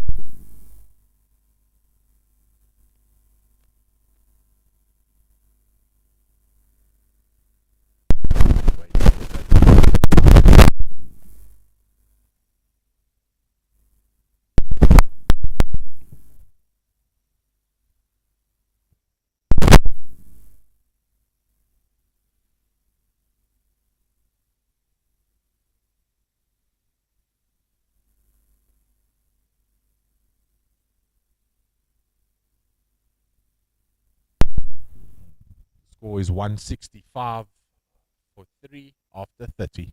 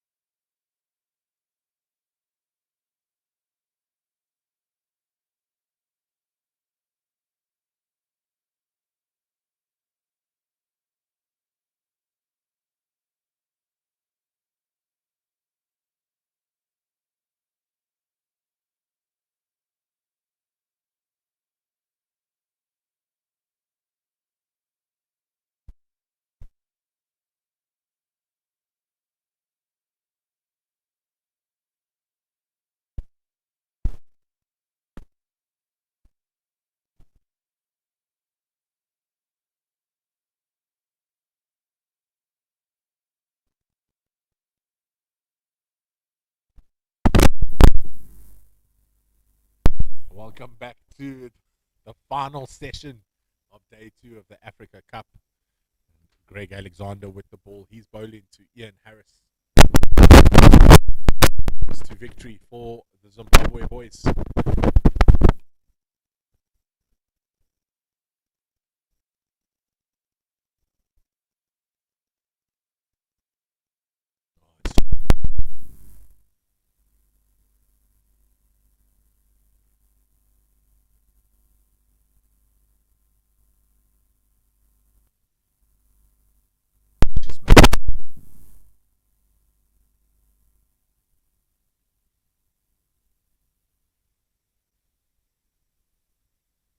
yesterday, Zimbabwe to the ground.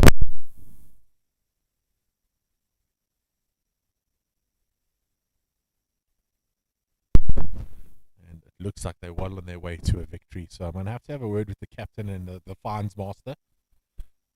Someone is certainly going to go into the naughty book for yesterday's transgression. Great running by Rory McWade. How quick is he? Direct throw, but McWade's speed gets him in. It's almost like he just plays with the field as he jogs a couple and then shows them how fast he can really be. He represented Zimbabwe at the Masters Athletics.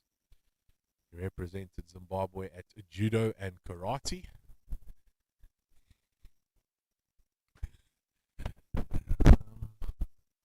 Bothwell, I wouldn't be surprised because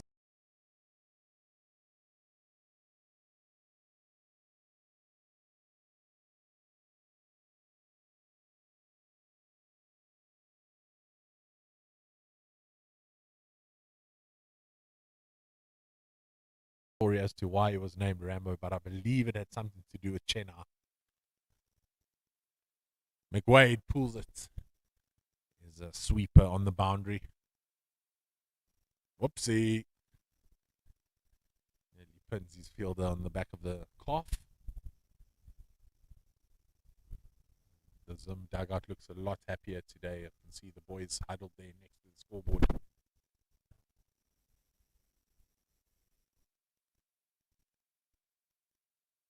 Harris edges one. The first miss hits, but that might go towards the boundary rope. And it does so indeed. 4 runs. The first mistime shot from the bat of Ian Harris, but gets the result he wanted. And that is a 100 partnership of 87 deliveries.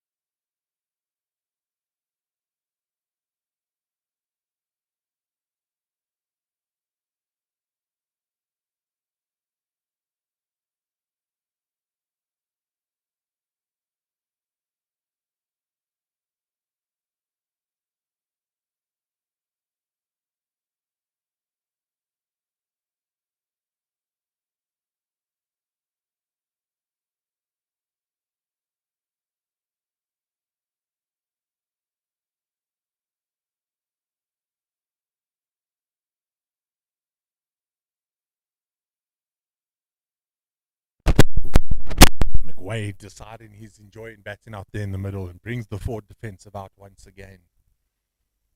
Just needing 3 runs for victory.